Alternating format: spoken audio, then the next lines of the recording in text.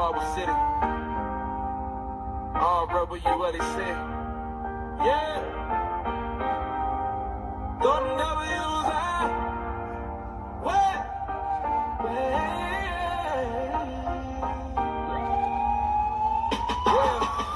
Came up running routes on a chalked up field. Hoops on a black top, chain nets, cheap meals. West on a jersey, now west in the heart. We were just a little crude and the mission turned hard. Stallion talk strong, he gon' stand on truth. Two-pair tape got the cards for the lost our youth. Coach Shane, old Mac with the game time plan. Big game, Kerry Reeves, show you how to be a stand-up man. Straight out of the west side, throw them W's up, watch the whole world ride. RWAC, yeah, say it with your chest out. It's not just a brand, it's a whole new life. We some rebels with a cause, all about that real talk. Clock hits zero, but the grind don't walk off. RWAC, yeah, carry it for all of us. It's not just a name, it's the way we stand tall. We don't just chill when the crowd get loud. We stay in the city when the lights die down. Show love to the kids on the crack cement. Dropping knowledge in the huddle like it's heaven sent. Talk grades, talk faith, talk how to treat moms. Talk pain, talk pressure, how to keep calm. From the bleachers to the barbershop, past that flame. Every jersey, every nickname, learn the same last name.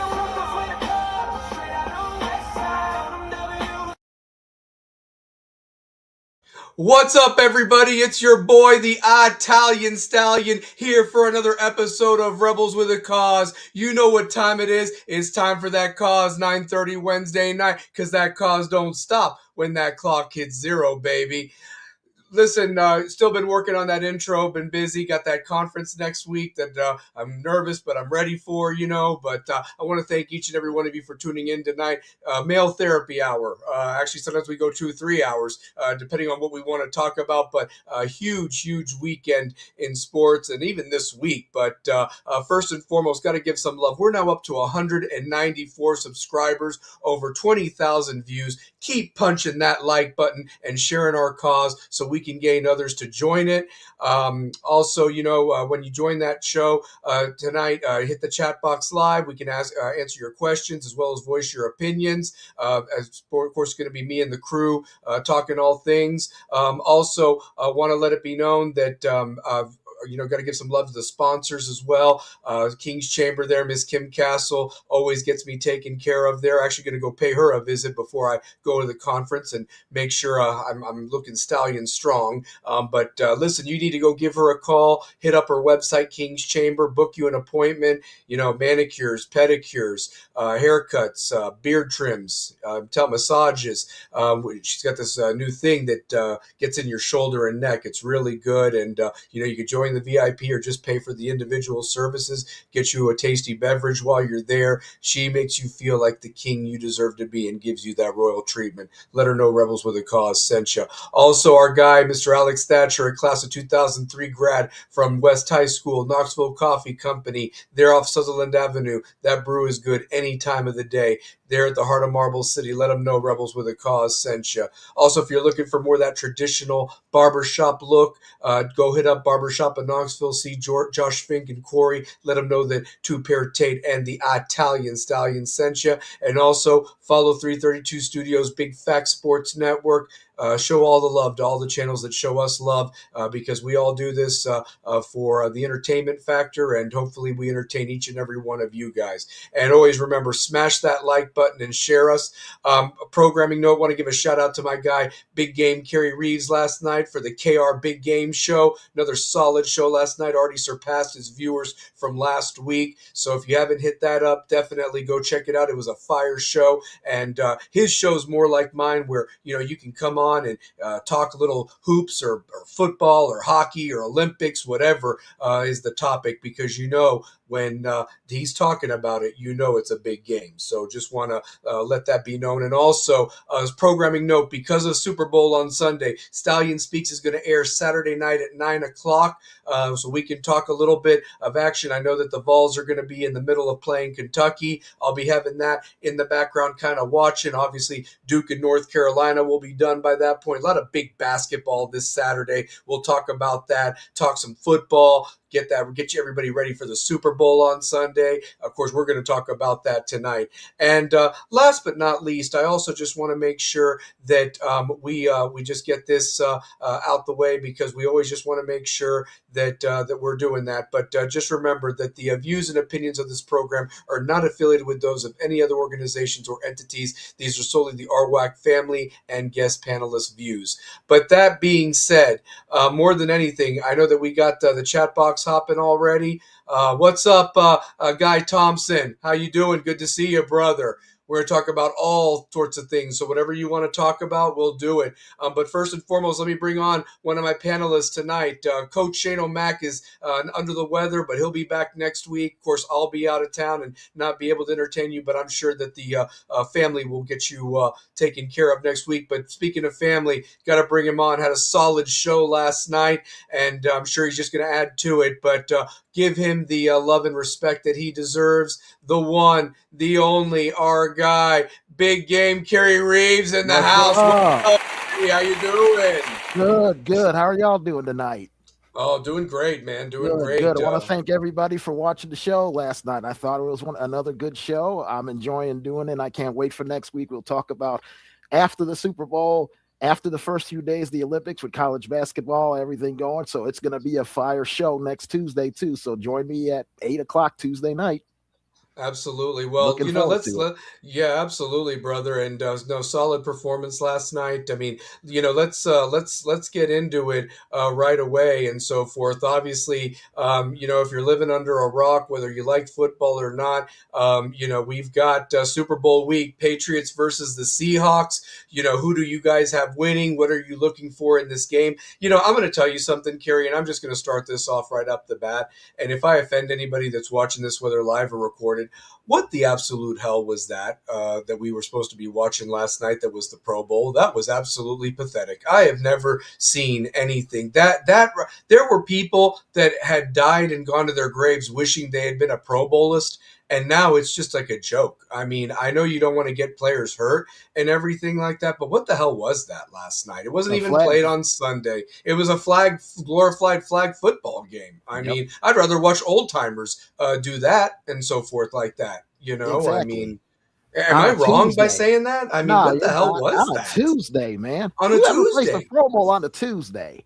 When you had some solid basketball last night on too, and everything like that, and you're taken away from that, and it's now like the festivities. I mean, part of the fun was being in Hawaii. I mean, chat box, if you want to game in on that about the Pro Bowl, but at the same time, I really just kind of want to bring up the whole thing in terms of what we thought about the Super Bowl and so forth. I mean, because or coming up, because this Pro Bowl really used to be played after the Super Bowl many years ago, and then they flipped them because a lot of the people that made the Pro Bowl from the Super Bowl usually didn't partake in it, so it didn't matter. It was more for the players that were missing out but had solid seasons and a way to showcase the best against the best. And I'm sorry, last night was not that in any way. I mean, am I wrong by saying, what was that, a dud last night, the Pro Bowl? Nah, that wasn't a dud. That was a dud. That was just unorganized flag football. I mean, 7-on-7 is more organized than that. I mean, you had the receivers play defenders, you had linemen playing tight ends, you had all kinds of stuff. I mean, the only position in flag football that seemed to matter last night was the freaking quarterback. That's it. Pretty Everybody much. else is out of position, and then you get a score like 66-52. And I'm sitting there, and what they do is I know they combine a lot of stuff. The skills competition beforehand, which is actually not bad. The skills competition is more entertaining than the actual game. Oh, itself. I'd rather watch that. I mean, I agree with Guy, man, right here. Yeah, I agree with Guy. They should just do the combine type thing. 40 times bench presses, passing challenges, like who can throw it the furthest, who can run the fastest. I mean, make it be fun or something like that. And that way you involve some of the teams. I mean, hell, I'd even rather watch the mascots try to play or something like that than what the hell that was. I mean, that was an absolute joke. That was a disgrace. And like I said, Kerry, we've watched football for so long that there were guys that never made a Pro Bowl, like the hell with the Super Bowl. There were guys that maybe were on the cusp and never made a Pro Bowl. And that was like a big deal to be like known as a 13-time Pro Bowler or something of that nature on your shrine in Canton. And now it's like, oh, you got invited to the glorified flag football game. And it's not even played in Hawaii anymore, which Nope. that was all how cool it was that you got to go to Hawaii and get to enjoy the warm weather while we're all freezing our keisters off over here on the mainland or what have you. And they're in paradise. I mean, but I don't know. And this is the first time they've done all this at the actual Super Bowl site, which kind of had me worried. How are they going to? You're supposed to keep the field in pristine condition before the Super Bowl. No one's supposed to be on the field. You can't just have a Pro Bowl right on the field at the Super Bowl. No, you can't do that. Go back to Hawaii. Go to Orlando. That's where it was beforehand too. That's better than that. And some of the guys last night, some of them seemed happy to be there. Like Joe Flacco. My God, Joe Flacco never made a Pro Bowl in his life. He looked like the happiest man in the world last night. And that's what I'm saying. And that's what I'm saying. Just to make one is a big deal. Anthony, thanks for your comment. I don't care about the amount of Pro Bowls these players have. I focus more on the All-Pro distinctions. The Pro Bowl has become a joke. It's a damn joke. That was a damn joke last night. No. And then the fact that it was just like all these points scored and so forth. I mean, like I said, it's just really a changing of the guard where some of these shrine games in college and the Senior Bowl. I mean, I don't know. Like, I know that there's like that last chance. And, I remember how players would trade the decals of their teams, to each other. And that was a big deal and so forth. But now it's just another thing. It's just another festivity. And but anyway, enough of that about that. Let's talk about the actual game between these two deserving teams.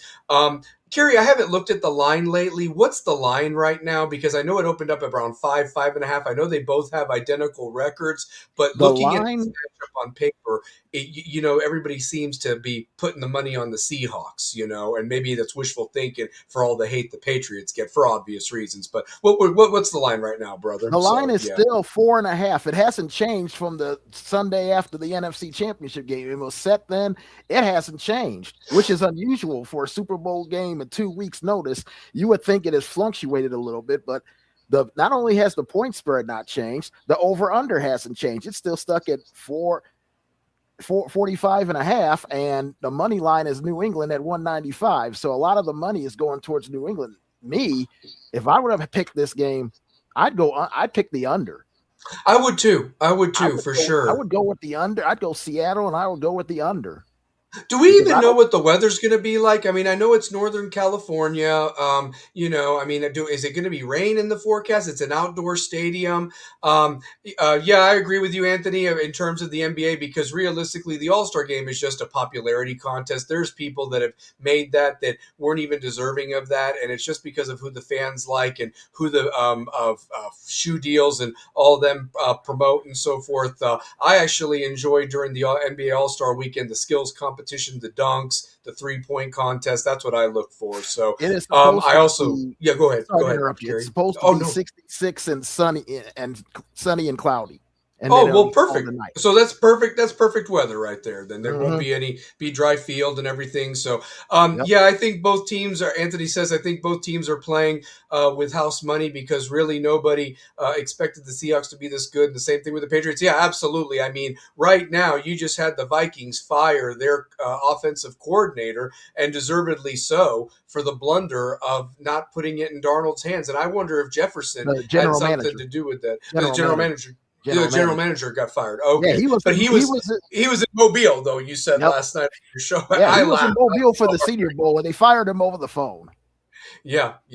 So I totally understand where you're coming from here, Guy. I'm a Dolphins fan. I usually go for the AFC teams. I have favored the AFC in the past, but I just can't when New England's in it. Seahawks, it is, I guess. Yeah, no, listen. Exactly. The Seahawks. Sam Darnold was one of the reasons why I won my fantasy football league this past year. So I've got to kind of root for him and let him finish his story after all the disrespect he's gotten. And the Seahawks group has really played some great ball. I mean, they really have. They've found ways to win. They've outlasted teams. I mean, I think that they are a worthy team. I'm not saying the Patriots are not, but I'm just saying that right now, my bet would favor the Seahawks. But here's the truth of it, man. Those Patriots have just capitalized. They've been opportunistic themselves, and they've played what's in front of them, and they've handled their business, and they are 60 minutes away from themselves possibly announcing themselves as the new it team again with this new group of young players and coaches that, Robert Kraft will spend the money to keep them together if need be, and you still can get them. I mean, so that's interesting to me and so forth. So yeah, but I think if there's a true football god, Seattle blows this thing out in the second period. There has to be a true football god. Seattle's healthy, except for Chardonnay, their running back. They're completely healthy at every position. Darnold's going to play with the oblique. Darnold has actually played great with this oblique injury, while Drake May, who's been healthy, has played terrible.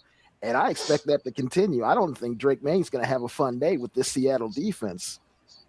And I think that Sam Darnold, if Kenneth Walker runs for at least 80 yards, this is a blowout, because that tells me they can't stop the run. And Darnold is going to have all day to hit Jackson Smith and Jigba and a few of the other receivers out there. So it's going to be a lot of fun to watch. It's going to be a great time to watch. Vrabel's going to make adjustments. McDonald's going to make adjustments. Who's going to be the one that makes the most adjustments? That's going to be the thing. Yeah. Apparently Anthony knows a guy out there that says that you can't always trust the weather. There could be a ton of fog and being 45 degrees. Well, that'd be a miserable Super Bowl if that's the case, if that happens. So it would be unwatchable. So. But luckily, it's a 3:30 game out there, 6:30. That is true. Here. That's true. I forgot about the time change. It's a West Coast Super Bowl. It's a West Coast Super Bowl. You're so right. I throw that 3 hours into it, and I think I think the weather will be okay. Yeah. No, that's a really good point, actually. Speaking of the game, you brought up something that I was really thinking about, because obviously, we can keep talking about the Super Bowl. The other one that I kind of wanted to talk about was those last 2 head coaching jobs being filled, and one of which it happens to be that the Seattle Seahawks offensive coordinator is going to be now the Raiders coach. And so the truth of the matter is that I hope that that's not been a distraction, because remember, that was kind of the thing that was going on in college that we highlighted in some of those playoff games, that maybe the coaches weren't all in. I'm not saying that this guy's that. I mean, look, he doesn't need to worry about, trading or rather going to recruiting or anything like that. It's a different ball game in the NFL. Right now, you're going to just start getting ready for these scouts and those draft days, the pro days, and all that coming up. And then draft is in April to get, what you need to do in terms of who you're going to keep and all that stuff. But that being said, though, I am curious of if the Seahawks do take a step back offensively, where do they go after this game if they shouldn't get it done on Sunday? Because it's bad enough they're already going into this game without Charbonnet. They're one of their 2-headed monster back, but obviously, look, the guy was an amazing running back in college, and now he's the lone guy. But that's going to be interesting, because, that offense, when it was firing on all cylinders, the Patriots are kind of lucky that they don't have to worry about Charbonnet, and the change of pace between those 2 backs. And obviously Darnold, like you said, has Njigba and company to throw the ball to, and even Cooper Kupp has come on as well as the possession guy. And so that's somebody that was he a part of the Rams when they won their Super Bowl a couple of years ago? He was the most valuable player. So you've got a guy, and that's what I thought. And you've got a guy there that can get some of these young guys ready. That's valuable when you have somebody that's been to a Super Bowl before. You know how to act. You know what you need to do there. So more importantly, that's going to be one of the things that definitely I'm going to be watching for. And also, how does May's shoulder hold up? We talked about it a little bit last night on your show, but at the same time, that's got to be a concern, because if he's not able to throw it to Stephon or, spread the love around there, that could be a long night for the Patriots, especially with how opportunistic and good Seattle's defense has been all year. And Seattle has been the type to take advantage of many pick sixes and fumble recoveries returned for touchdowns. I mean, the defense is elite. I mean, and, they not that the Patriots defense is not elite. I'm just saying that there's more playmakers, more guys on that other side. But what are your thoughts that maybe I haven't touched on? And I'm going to catch the chat box up. Couple of things, a couple of matchups I'm really looking forward to. It's most of the receivers, guys. It's on one side, Jackson Smith the Jingba against Christian Gonzalez on New England, who's one of the best young corners in the game. That's going to be a fun matchup to see because he'll shadow him around the whole game, which may open things up for a guy like Cooper Kupp, who's been in a Super Bowl, who's been experienced and can get open against the other side. And on the other side, another wide receiver matchup will be Stephon Diggs against Witherspoon, the all-pro rookie corner. If Diggs has been known in big games to not really be there because either he has taken the time off or the cornerbacks have done a great job. And this is from past experience because I've seen it firsthand. Yeah, if they can take Diggs, if Seattle's defense can rush with 4 and take Diggs out of the game, it's going to be a long day because one, they won't be able to run the ball. Seattle can come after you with 4. New England's got to hope they can run the ball well with Henderson because if they can drop that other safety down in the box, and then Drake May will be open for some play action, and they're looking to go deep. They're looking I'm glad you brought up Henderson, by the way, because that was another guy that blew up in fantasy football this year. Not many people predicted him to have the year that he had, and he has been very helpful with that Patriots running game because realistically in the past, the Patriots have always had kind of like a run-by-committee thing, and this guy has kind of separated himself from the rest of the pack. Guy Thompson does bring up the fact there are 3 Canes playing in the Super Bowl. Damn right. Leonard Taylor III, who made that key block, and Borregales, who's their new stud kicker, and then Arroyo, who was their rookie tight end pick in the 3rd round last year for the Seahawks. That's right. So yeah, that's pretty cool that there's going to be a Cane, that's going to be in the. He's contributed big so. when they've gone to the 12 and 13 personnel. He's contributed big in the running game. He's been huge. So his assets and his productivity he's brought to that offensive line has been absolutely phenomenal. Oh yeah, no, and I'll tell you this: being a Canes fan, Kerry, I was so upset for him to leave. I mean, I get it; you got guaranteed the 3rd round, but had that guy come back, especially with Beck's arm being in question for the Canes, and maybe he could have been utilized more in those seam routes and as a safety valve option and so forth. He may have played himself into a 1st round, but hell, what do I know? He's gonna maybe get a Super Bowl ring by the end of the night, so he probably hit it all on.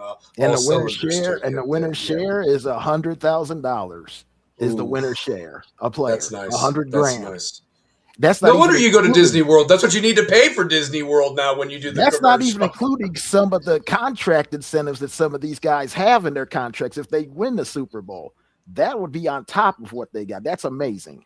It is. It really is. So, well, and then, the other thing too, that I wanted to bring up more than anything, talking about the game itself, a lot of it is kind of being talked about, the traditions of the Super Bowl, because if you think about it, sometimes you have the family gathers around, watches Super Bowl Sunday. You have people that are invested in the actual game, but then you have people that watched for the commercials or for, the spectacle, the halftime show, and everything of that nature. I guess what I'm getting at to you is what do you think NBC is going to do? Because right now they do have the must-see TV brand, as you highlighted last night. They've got the Olympics Friday night, the opening ceremonies, and then they've got the Super Bowl. I mean, they've got to hit it out of the park because you really don't get this type of publicity to happen. And the stars just happen to align that the Super Bowl rotation and the Olympics happened in the same year. I mean, they can't mess this up. I mean, they could, but they definitely got to make sure that that everything looks good from the announcing to everything to get an audience. I mean, they're going to have an audience anyway, but what captivates and keeps the audience is what I'm getting at. Kerry, what's your thoughts on that, brother? I think a good football game will keep them captivated. That not only you can see the commercials, but you can also see a good football game. And I think that's what will keep them captivated. The ratings were okay last year. I mean, they were great to start out. But in that 3rd quarter, when Kansas City got blown out by Philadelphia, you could tell that everybody's dropping just to see the commercials. They were waiting to see the commercials because pretty much knew that the sport was going to happen. Philadelphia was going to win. The story was obvious. Good game will keep them interested. Good game, keep them riveted and interested in the halftime show. People want to see the halftime show. I believe Bad Bunny is the halftime show this year. Yeah, he just is, won Grammy for what, album of the year?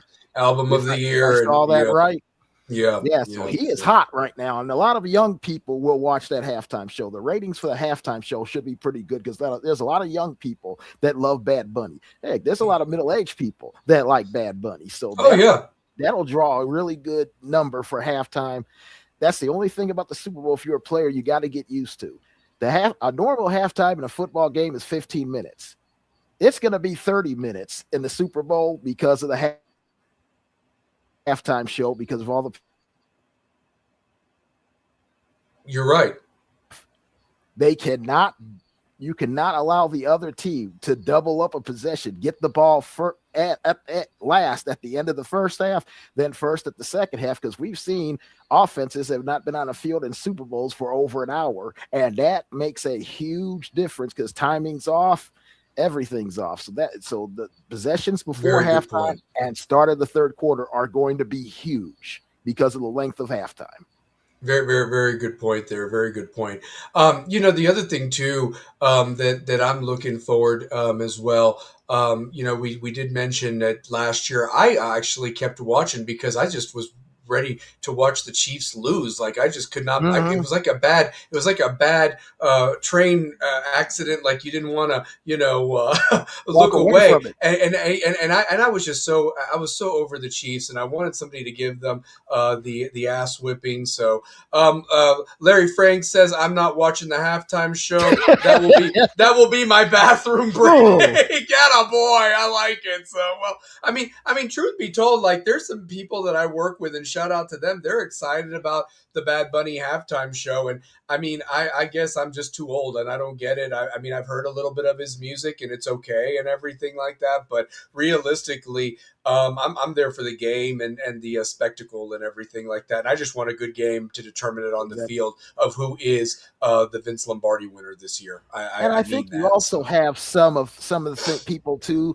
that hate the Patriots, that still hate the Patriots to this day because they won so much, and they've got back in 5 years, 6 years, they rebuilt themselves back, and they're at the Super Bowl. People don't want to see them after seeing the downfall of the Chiefs. The last thing people want to see is the rise again of New England. That would really suck for everybody else if they were to win a Super Bowl and everybody else is sitting there going, how the hell did they get back up there on top? First of all, they're the luckiest team in NFL history, but they're facing the healthiest team they faced all year with the Super Bowl. And I see, guys, it's hard being a Dolphins fan. Yes, try being a Bills fan too. And you know what, Guy, you're absolutely right from that standpoint because if you think about this, I mean, look at the Dolphins. They haven't done shit in so many years, and going through numerous coaches, numerous quarterbacks. And it's like the Patriots, just had a 5-year lull, and they're right back in it. I mean, they have just managed to hit a home run. And it's like, it's just not fair sometimes. I mean, because there are some teams that are just proverbial losers, but this group, whether they've cheated, whether they've done whatever, they have found the way. And the thing is I don't see any trophies leaving their cases, and it's like, why is it so hard for certain organizations that can't get it done, no matter how much money they throw at it? I mean, I'd argue that some of these organizations are throwing stupid money or not allocating it correctly, and that's why they are in the proverbial shithole for as long as they are, honestly. So the only thing that's going to be sad about the things tomorrow, what's going to be sad about tomorrow at the NFL Honors when they announce the Hall of Fame class for 2026, it's not going to be the guys that make the Hall of Fame people talk about. It's going to be the guys that aren't in the Hall of Fame. And to me, that's even worse because to me, Kraft and Belichick deserve to wait. They deserve to wait because one cheated and the other one signed off on it. He could have stopped Bill Belichick. Do it. Instead, he's going down to Miami getting arrested for happy ending. Yeah, I know, right? I mean, yeah, like he's down there in FBI raids. I mean, but I will say this much though, like I just want a really good game between these two, and I'll tell you this. We talked about this for the Miami Indiana college football game a couple of weeks ago. Who's going to be the who's who on the sidelines for? More so the Patriots than say. I mean, obviously you'll have Tom. Is Teddy Bruschi going to be there? Is some of the great Patriots of the past? Gronk, is he going to show up? And all these guys. And the thing is I mean, that's who has been the who's who, because of all the Super Bowls that they've Mhm. been in, whether you And like them Seattle's or got not, some and so legends forth. too. They So got Richard Sherman. They got Steve Marshawn is, Lawrence. I mean, I wonder if Marshawn Lynch Marshawn, is supposed to. Oh, Marshawn just lives right down the road in Oakland. He definitely going to be there for yeah, this. Yeah, yeah, so there's going to be a lot. There's going to be a lot of who's who on the sidelines. There's going to be a lot of who's who in the stands. And some of the famous people in the stands are going to be in some of these commercials. I've already had a chance to see the Haley Steinfeld three-part commercial for the Super Bowl with State Farm. It's really good. You're going to laugh and enjoy it because I it's can't really, wait. really funny. It's really Well, funny. Well, if anybody's a horror fan like I am already psyched up for Scream 7 in a couple of weeks. Yep. And they've kind of let a little Easter egg out of the bag. I'm not going to say it on here, but the trailer, the final trailer to get everybody hyped up, kind of has revealed who might be making an appearance and who may not be from Mhm. Legends Past. But I'm on fire, ready for this sequel. I've been waiting for it since the last one ended. It's one of my favorite franchises, and not to mention all the other big blockbuster movies that we're probably going to get to see previews for, like Avengers and all that other stuff. So yeah, but let's see here. Guy Thompson says, "I just hope Tony Romo isn't the Nope. commentator. That It's dude gonna be sucks." it's gonna be Mike Tirico and Chris Collinsworth. Yep, NBC. It's absolutely, gonna be NBC. absolutely. So Now yeah, Collinsworth will call for Collinsworth has played in 2 Super Bowls. He lost to San Francisco in both in 2 classic games. So he knows he knows being on the losing side and what that's yeah. like. So his perspective is always fun, especially at Super Bowl time, because he's been through the week. It's been fun to watch some of the players talk about what they did during Super Bowl time. Listen to Jeff Saturday. I listened to Jeff Saturday the other day, and he talked about when they went to the Super Bowl. They talked about, okay, when does a family come? When all this? And Peyton Manning spoke up and said, "Oh, family's not going to spend any time with us when we get there for the week. They can go have their own little bit, go enjoy the city, go enjoy that. But we're concentrating on football. I want to win a Super Bowl." And some of them are like that. Some of them are going to have the Patriots and the Seahawks both are going to have families with them Friday night. So then Saturday night, they'll be by themselves in a closed location hotel somewhere on the Fisherman's Wharf or somewhere in San Francisco, right by the state, right by Santa Clara. But it's going to be a lot of fun to see the celebrities, the judges. Is America's worst president in the history of life going to show up at the Super Bowl? He probably will. Just he to said get he said he wasn't. He said he wasn't. His opinion was he wasn't going to come on or whatever. Maybe he'll go overseas to the Olympics. That'll make people happy. Death threat over in Paris. Here we go. Well, and then you got the old spaghetti and all the good stuff there in Italy that all the Olympians need to stay away from all their training and everything. Yep, stay away from the pasta. Stay away from the pasta. Pasta and the pizza. Stay away from that stuff. Yeah, for sure. But yeah, I mean, like I said, I want a good game, and it's going to be really interesting. Of course, I'll talk more about it. We'll have a prediction at the end of the show, but we'll move on to our next topic, which I really wanted to focus on. Obviously, college basketball is in full swing. Last night the Vols won a big game against Ole Miss. I mean, and I say that because even though Ole Miss may not be that great of a team this year, the truth of the matter, though, is that in the SEC you need to win every damn game because you're trying to get that position of that double bye in the big SEC tournament. And the less days you have to play, the less wear and tear you have in that tournament, and then you're ready for the big March Madness. So truth be told, right now there seem to be some teams though at the top that have really separated themselves. I look at Arizona, who's perfect right now, and I've been singing Koa Pizza praises all year long, and it's crazy that they lose a couple of guys from their team last year that went toe-to-toe with Duke in the Sweet 16, only to come back, and they're undefeated right now. And it's not like they're playing the Little Sisters of the Poor. I mean, they've got wins over Florida. They've got wins over Kansas, and BYU and Houston, Texas Tech. I mean, they're Arizona State. I mean, they're not beating like really bad teams here. They're beating the schedule in front of them, and they're looking very impressive doing so. Michigan is another team that has looked very impressive. They just handled business against Michigan State the other night. They have a big one coming up against Duke in DC. They're calling it the battle of the or the district battle or something like That's that. going to And be fun. it's going to be a fun one. And that is what college basketball should be about, is that you have a late season matchup, a tune-up, in case your conference games don't get you prepared for what you're about to face in that big tournament, And the crazy thing is speaking of Duke, I mean, they have 9 quad 1 wins right now, and the only loss they have on the schedule was losing to Texas Tech and blowing a weird 15-point lead in Madison Square Garden that's been called Duke North, according to some of their fans or whatever like that. So, but that being said, they have looked impressive. They've got a big one against the Tar Heels on Saturday in Chapel Hill. And realistically, it's crazy to look at Duke's remaining schedule outside of that Michigan game.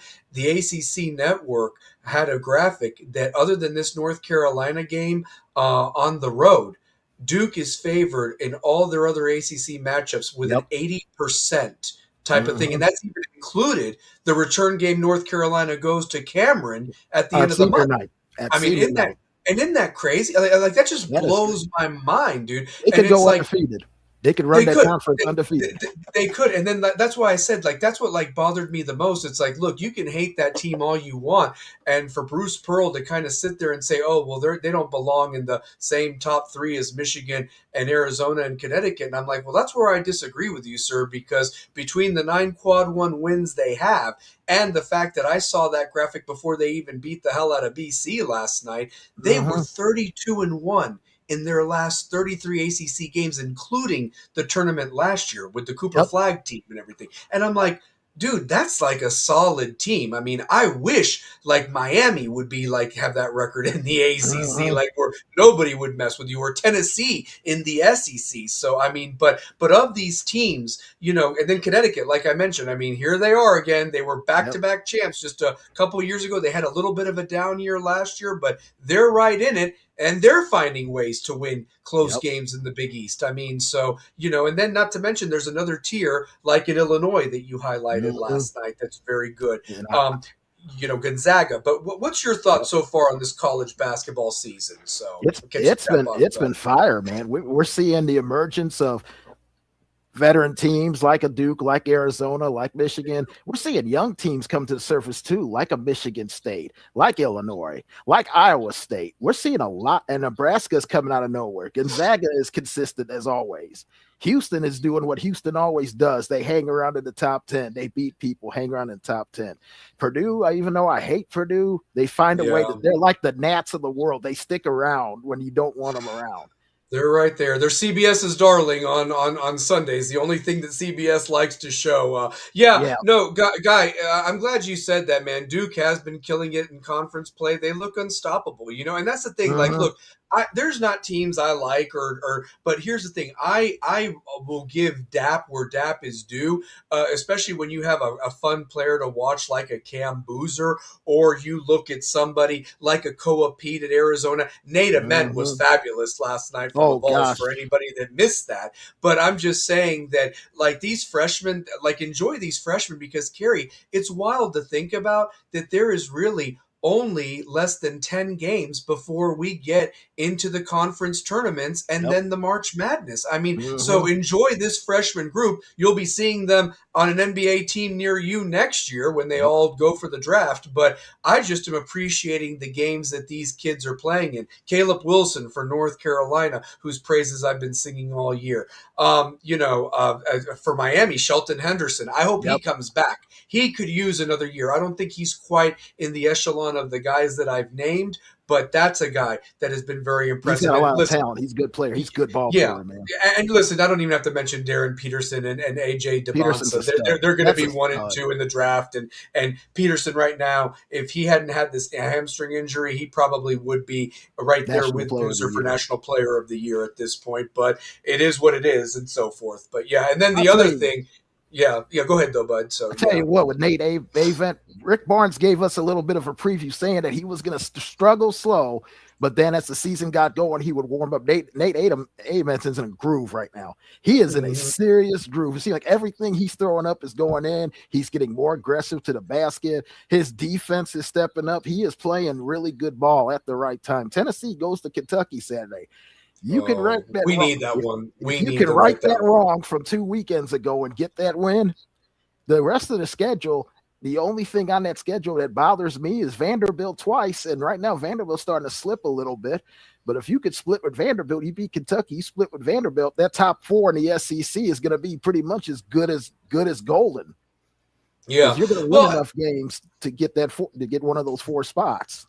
I'm glad that you kind of highlighted that too, because, Vanderbilt started out like gangbusters. The problem I see with Vanderbilt that I said last week when we were talking about how many games we thought Tennessee would finish out with when they had 12 games, now it's down to 10.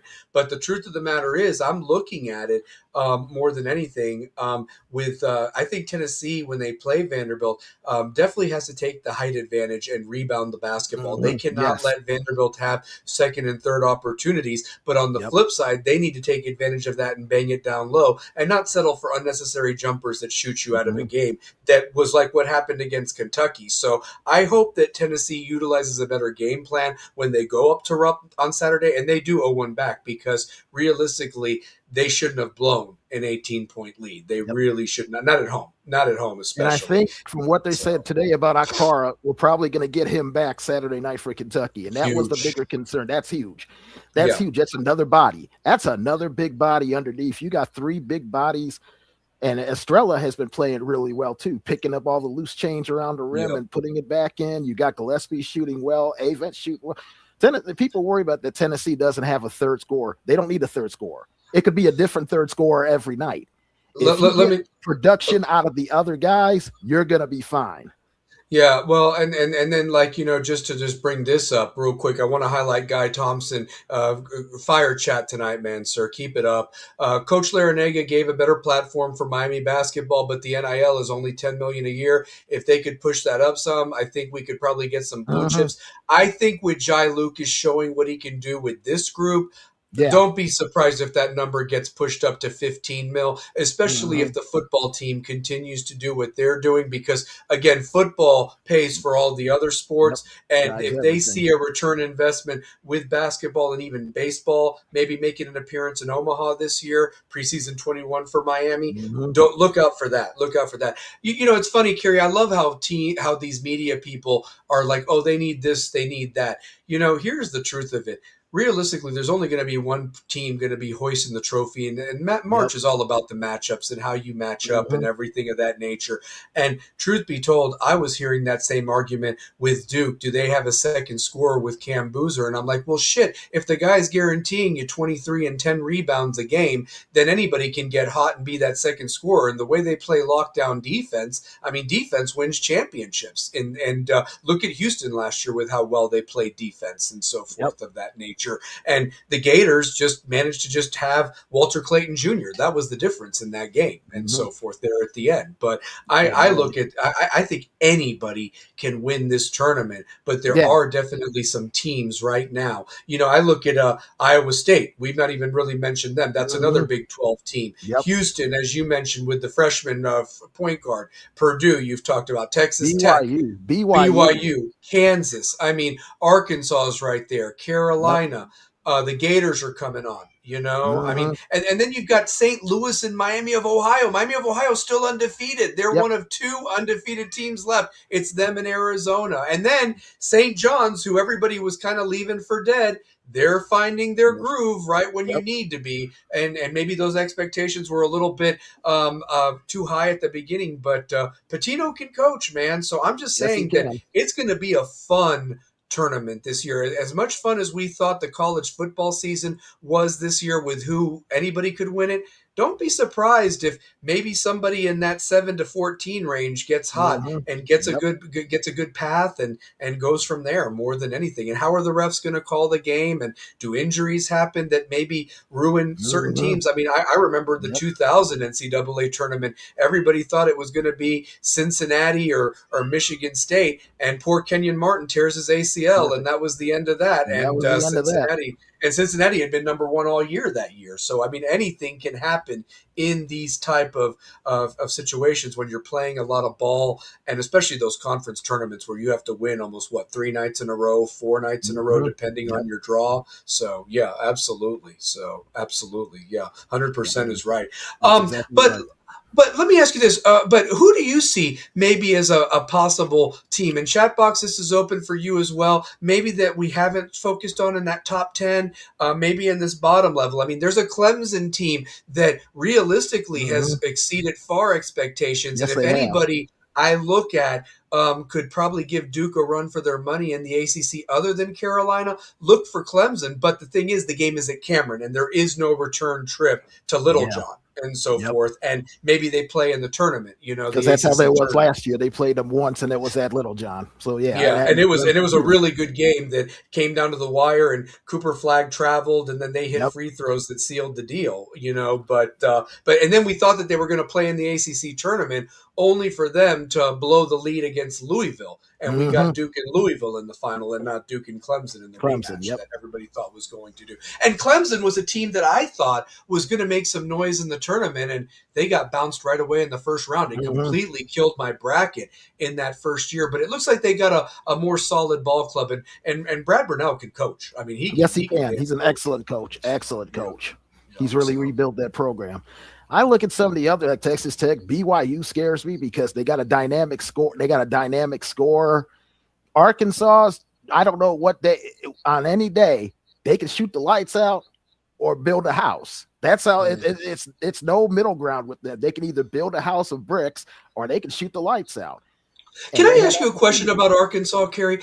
How is it that DJ Wagner once upon a time was the number one player coming out of high school, and he's not even like the fourth best player on that team right now? I mean, I don't know how that evaluation I've never seen a fall like that out of anybody because coming out of high school, we saw all the footage. This kid was doing good. Yep, Gonzaga's. This could be the year. This could be the year because I saw them whip St. Mary's ass the other night. Don't let that score fool you. Yeah. And St. Mary's is going to be a tournament team. Good, that rivalry they have. A damn good team, but Gonzaga, they got a really good damn squad. So they do. This could be the year. No one's talking about them. No one's saying anything about them either. And that is when they're the most dangerous, when nobody's talking about them. I think when they get that pressure, that's a 2 seed in your region that I don't want to see. I don't want to see Gonzaga because Few's got all that experience. There's some teams I don't want to see with a number like 2, 3, 4, 5 in it. Gonzaga's one. I think Illinois is another you don't want to see with their low number. I think Tennessee is one of those people with a low number. And I like BYU and I like Texas Tech. The Big 12, that's been to me, I'd said that's been the best conference all year. And they've played fantastic. Every time I turn on a game, it's going down to the end. There's hardly any blowouts. The good teams, you know who the good teams are. And even the teams at the bottom are Central Florida the other night. Didn't they beat Texas Tech the other night? They beat Texas Tech. They did. Well, they did. So, the bottom of the conference has gotten pretty good too. So the Big 12 has been a lot of fun to watch. This year's going to keep being fun. That tournament's in Kansas City. That's going to be a heck of a tournament to see who survives. I'm going to tell you this. The conference tournaments this year are going to be absolute fire, especially the Big 12 and the ACC. And also I don't know if I mentioned this last night. Maybe I did. When I went to the ACC tournament last year, I still went. But Miami didn't make it because the bottom 3 don't make it in the ACC tournament. But I say all that this year, I was trying to go because it looks like Miami is going to get a decent seed. Right now, they're trying to even get a double bye. But I bring all that up that the tickets are twice as much this year than they were last year, by the way. Where are they playing the tournament? Same place, Charlotte, because it's not that far from me. And so, but I was looking at tickets to go, and everything is twice as much this year than it was last year because everybody knew that it was like Duke and everybody else. And now there's teams that have a fighting chance geographically located. And so now you're having to pay secondary market prices when I actually just paid through the ACC and got my book for the week when I went last year. So it was a fun time. It was a fun tournament. And I enjoyed myself thoroughly the whole time. But the truth of the matter is that it's crazy to think about that just a year ago, those prices were half of what they are now. So I paid for 2 tickets, the price I'd be paying for one this year, just to point that out. Same arena, same seats, but it's just how it is, man, honestly. You have better players this year on all these teams, so that's what makes it That's intriguing. the other thing. Yeah, it's not just watching Cooper Flag, and Con Exactly. Knipple. So, which I find ironic that Con Knipple was the ACC tournament MVP, and then he gets drafted by the Hornets and plays lights out there now every night, and he's in line for Rookie of the Year. Him and Cooper are right now the top 2 candidates for Rookie of the Year. They are. And, I wanted to also bring amazing. that up. Yeah, and I wanted to bring that up too with the NBA and everything like that. The truth of it is that these trades that are going on, man, are insane. And then you mentioned Cooper Flag and Con Knipple dueled the other night. Cooper had 49 points. Con had 34. And they're definitely separating themselves from the rest of the year. Yes, they are. In fact, Cooper, I think, went for another over 30-point double-double. And apparently he's the first rookie to do 3 games in a row of that. It's never been done before. That's and impressive. and I forget who the big shot was, but because of that performance, he's now put Cooper just a hair above Con Knipple for the Rookie of the Year. There's still time, there's still a lot to happen and everything like that. But I mean, that's just insane, the numbers both these young men are putting up. And they were on the same team last year that just ultimately had a bad minute and could have won a championship. But that's why the tournament's crazy as it is. But what's your thoughts on this NBA trades that are going on and so forth at the moment? Some of them I can't believe, like James Harden going to Cleveland, like Anthony Davis going to the Wizards, going to Siberia. I never thought Washington, D.C. would be Siberia in the NBA, but it's turned out to be. And then Chris Paul goes to Canada. It's traded to the Raptors. And this is just crazy. Some of the moves that are being made to see what's going on to alleviate, some of it alleviate money. Others are saying, hey, give them a chance to get to a finals and try to win a title. Cleveland is going all in. They have proven that they're going all in through the trades that they've made. They're going all in this year. They know if they can't get it done this year, they got a long rebuild ahead. It's going to be well, and they know that this is the time to take advantage of it, because as well as Boston has played without Jason Tatum, and Brown has done phenomenal leading that group. Yes. Tatum's going to be on a tear next year when he comes back. You just know it, and then the Knicks, I mean, it's definitely a down. The East is way easier to navigate through, no disrespect, compared to the West. Now, I wanted to ask you something.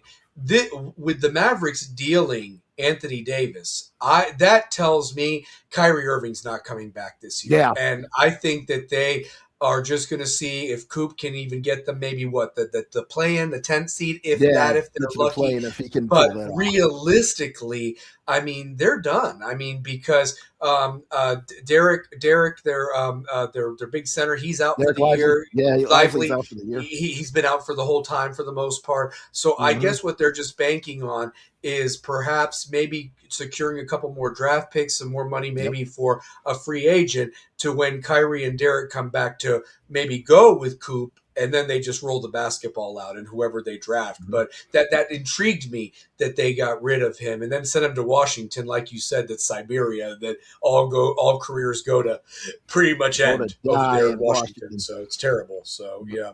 But yeah, Dallas is setting themselves up to build for the future. They have clearly decided they're going to build for the future. They've got their superstar.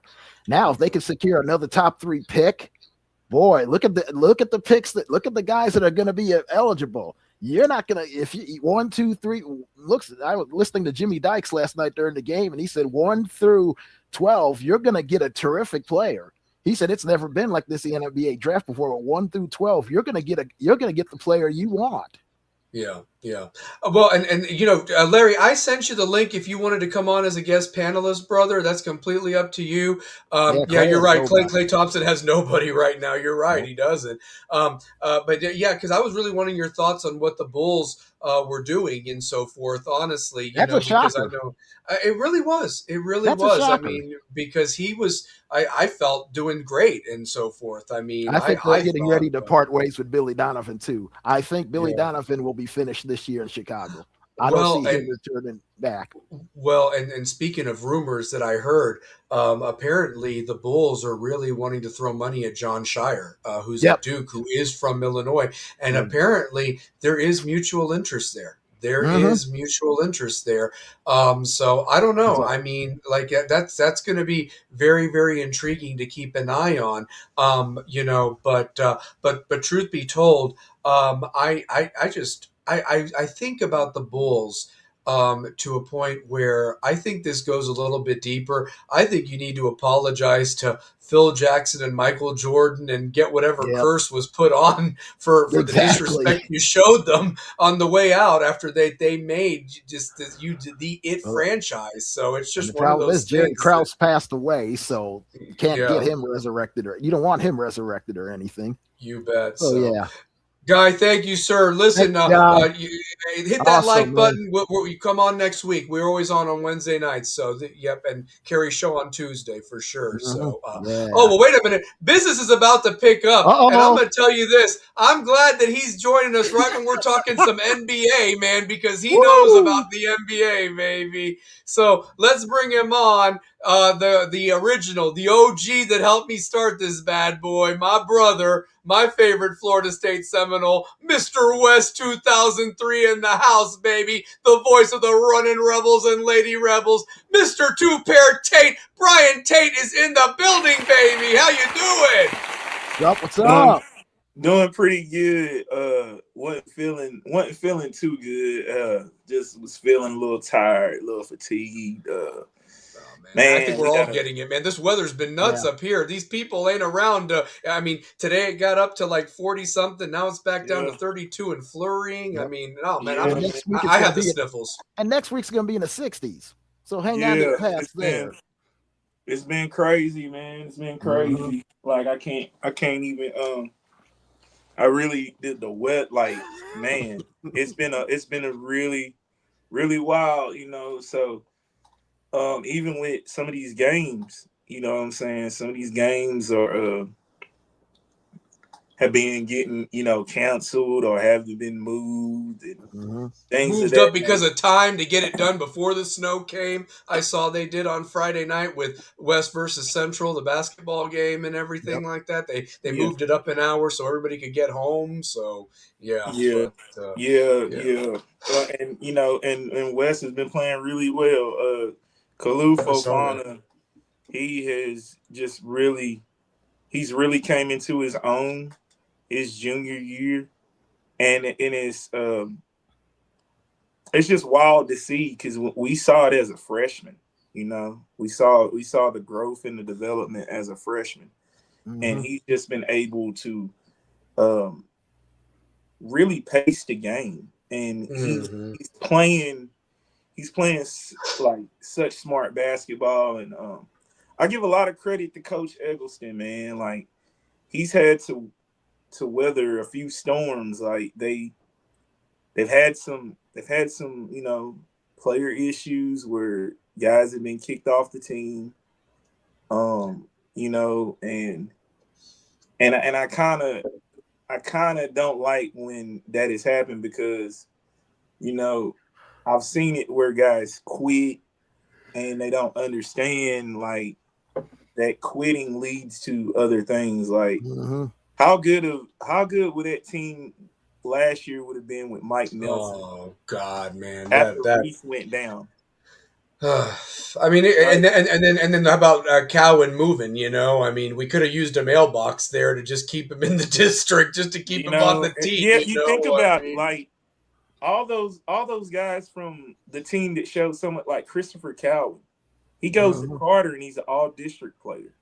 yep, Where he yeah, was coming off the bench at West, like it was so talented with guys. yeah.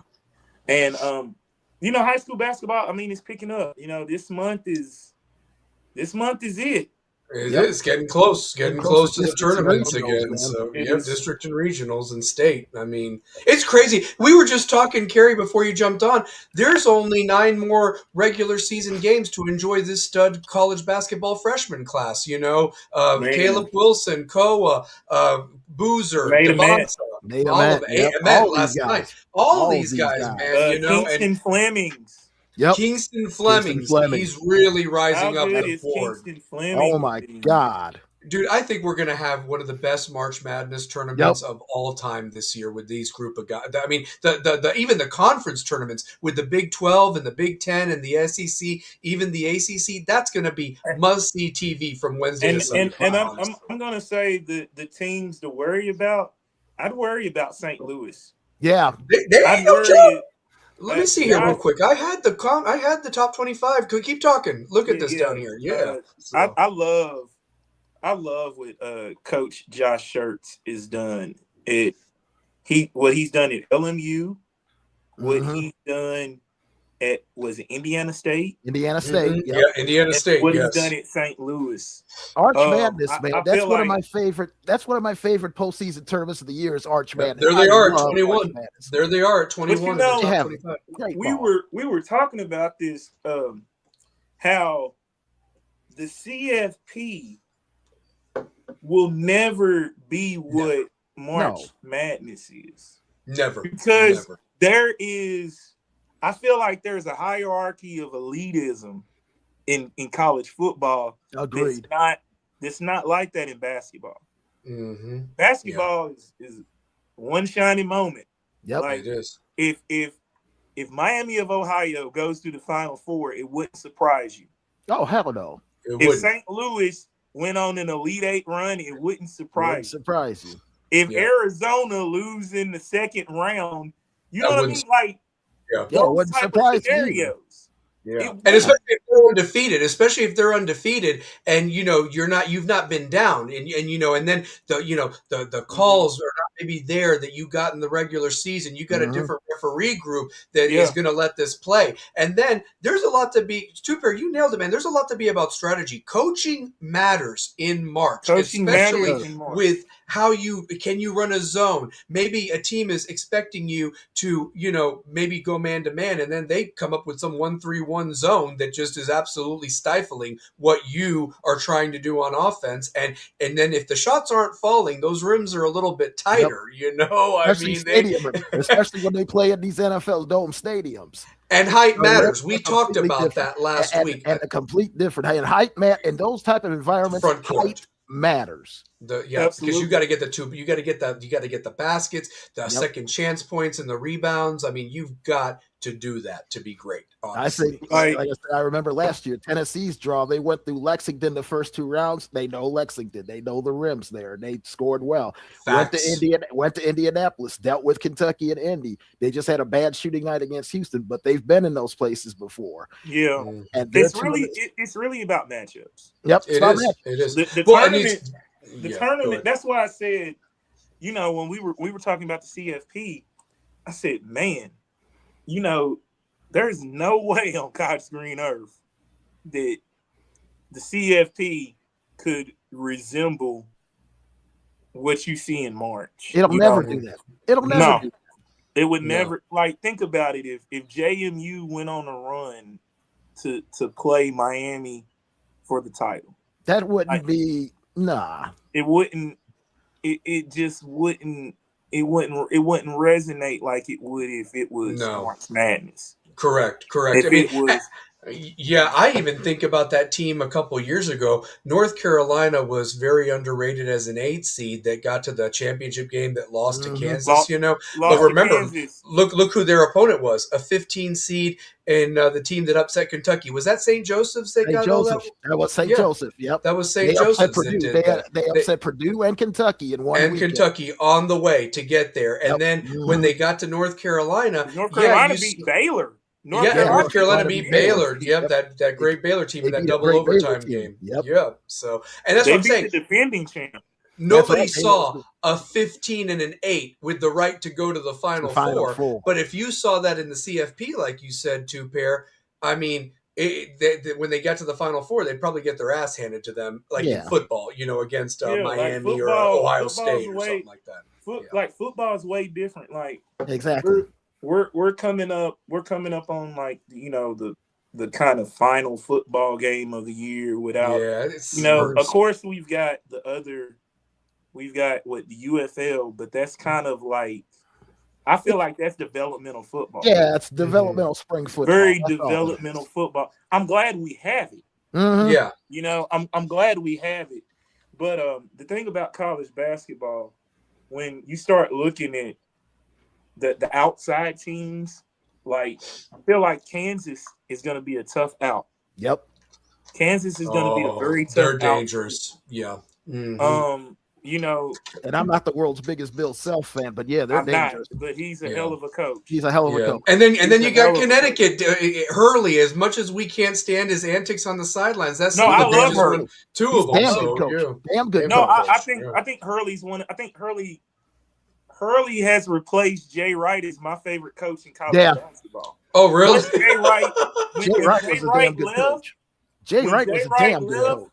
I'm sending my kid to Dan Hurley. You damn right. Yeah. Because this is one thing I will say about Hurley. He's gonna get your kid to the pros. He's gonna be a better man. Yep. He's gonna be coached well. And you can say the same thing about Rick Barnes. Rick Barnes is gonna coach you hard. Yep. Yeah, he is. Look at the difference from Nate Ament from November to now. Oh hell yeah. Oh yeah. Is he not a different player? Is a much different player than he was. I'd like to even argue I'd even like to argue he's a sophomore now, not a freshman, because of all the basketball he's been playing too, and that counts. I mean, that's why they're not freshmen anymore when it comes to March. It's like, look, they got 30-something games on the belt. It's time to go, man. His confidence is just skyrocketed every game. How much did his stock went up? Oh, big time. Big time. Jimmy Dykes was talking last night. He's Jimmy Dykes thinks he keep playing it this way. He's at least the top 10. He's looking at top 5 because guys with his skill set and that height don't come along every day. He said he had Kevin Durant comparisons. Yeah. I'm going to say this. If you look, I don't know how the ping pong balls are going to go. I think he needs to come back for one more year. I say that for Shelton Henderson from Miami. He missed a last-minute shot against Cal Saturday. Shelton Henderson from Miami. Honestly, I agree. Like some of these guys could come back. Some of these guys would be great to come back a second year. Because here's the thing. Think about this. No disrespect to this next group coming in, but if Nate Ament came back as a sophomore and maybe even led Tennessee to a national championship, the first ever in school history, he could be the number 1 pick the following year. You know what I mean? To the Final Four. Just get to the Final Four. There's always this stigma and knock on guys who stay in school. They say it decreases your value and you need to go when the iron is hot. Like I look at a guy like Dalton Knecht. Yep. And he obviously was one of the best players in college basketball. Mm-hmm. 1 year he was at UT. Yeah. In 1 year, he was All-American? All-American. First team All-American. Oh yeah. All-American award. Was he SEC Player of the Year too? Absolutely. SEC Player of the Year, and he was also Player of the Year. Top final. He was second. He was runner up to the National Player of the Year. And you know he's unfairly getting splinters out in LA. Yeah, they're not using him right. And you know, in since we're on that trade deadline and you're not making a move, hey, bring him back to Knoxville. Exactly. Why not? I mean, if we're doing all these loopholes because he did use up all his eligibility, and I'm being facetious when I say that. I know you because you can be there. Yeah. Look at Alabama. Exactly. Mm-hmm. How much? Friday morning, that's a big. Hey, according to Seth Greenberg, Bediako is going to make them a national champion contender. I hate that guy. I can't stand Seth Greenberg. Funny? I love Seth. I love what Seth Greenberg brings to college basketball. Oh, you know what I'm saying? He irks me sometimes. But you know what I mean? Like, I just look at this year, and a guy like Nate Ament, who I think if he comes back, he becomes a top 5 pick. Yeah. I think he's a top 10 3. right I think now. top 3. Yeah, I think he is top 10. Yeah. I mean, and that's Yeah, what I he's was going top to 10. say. With this group of freshmen, all of them, like realistically, I don't know how the ping pong balls are going to fall when that lottery happens and everything like that. Any Mhm. team would be blessed to have each and every one of these young men, DeBonsa, Peterson, Boozer, I like Wilson, the whatever. monster. I like the Yeah. monster Yeah. against Kansas, but against Kansas, he showed me that he can be contained. Yes, he can. And Peterson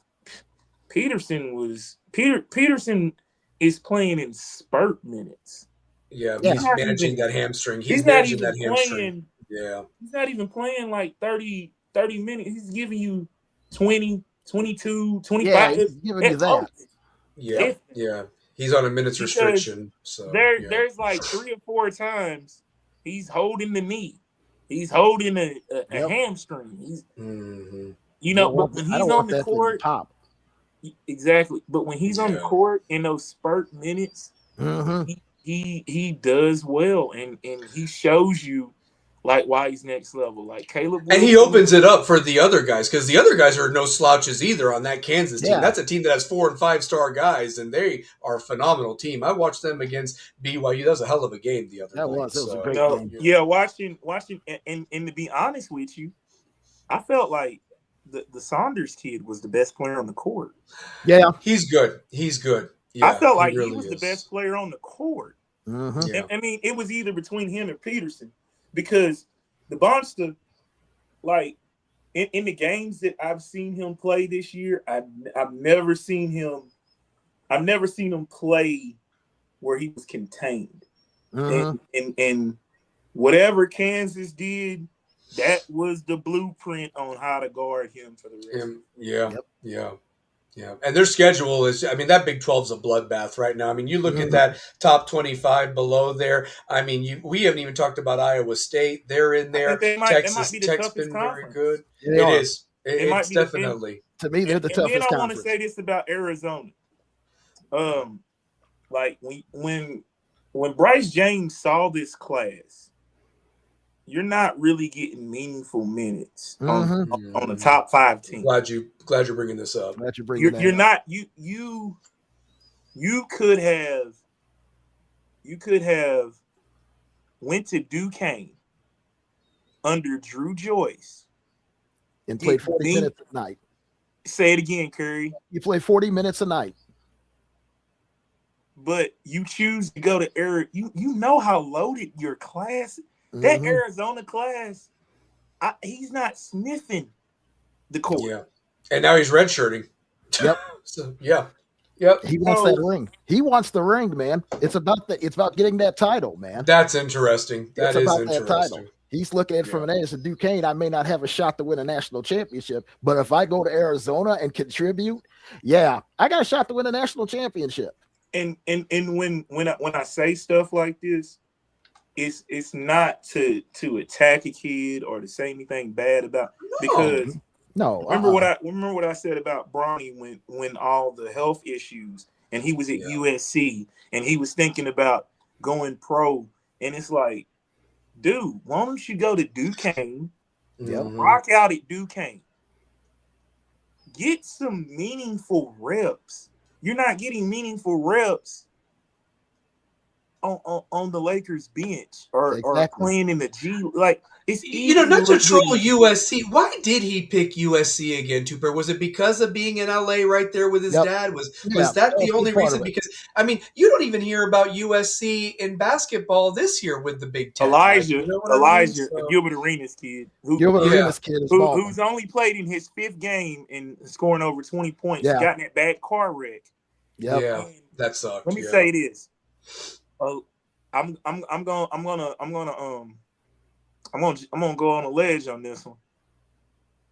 If he stays, I think he could be in that top 10 next year. Yeah, I think Elijah Arenas. I agree.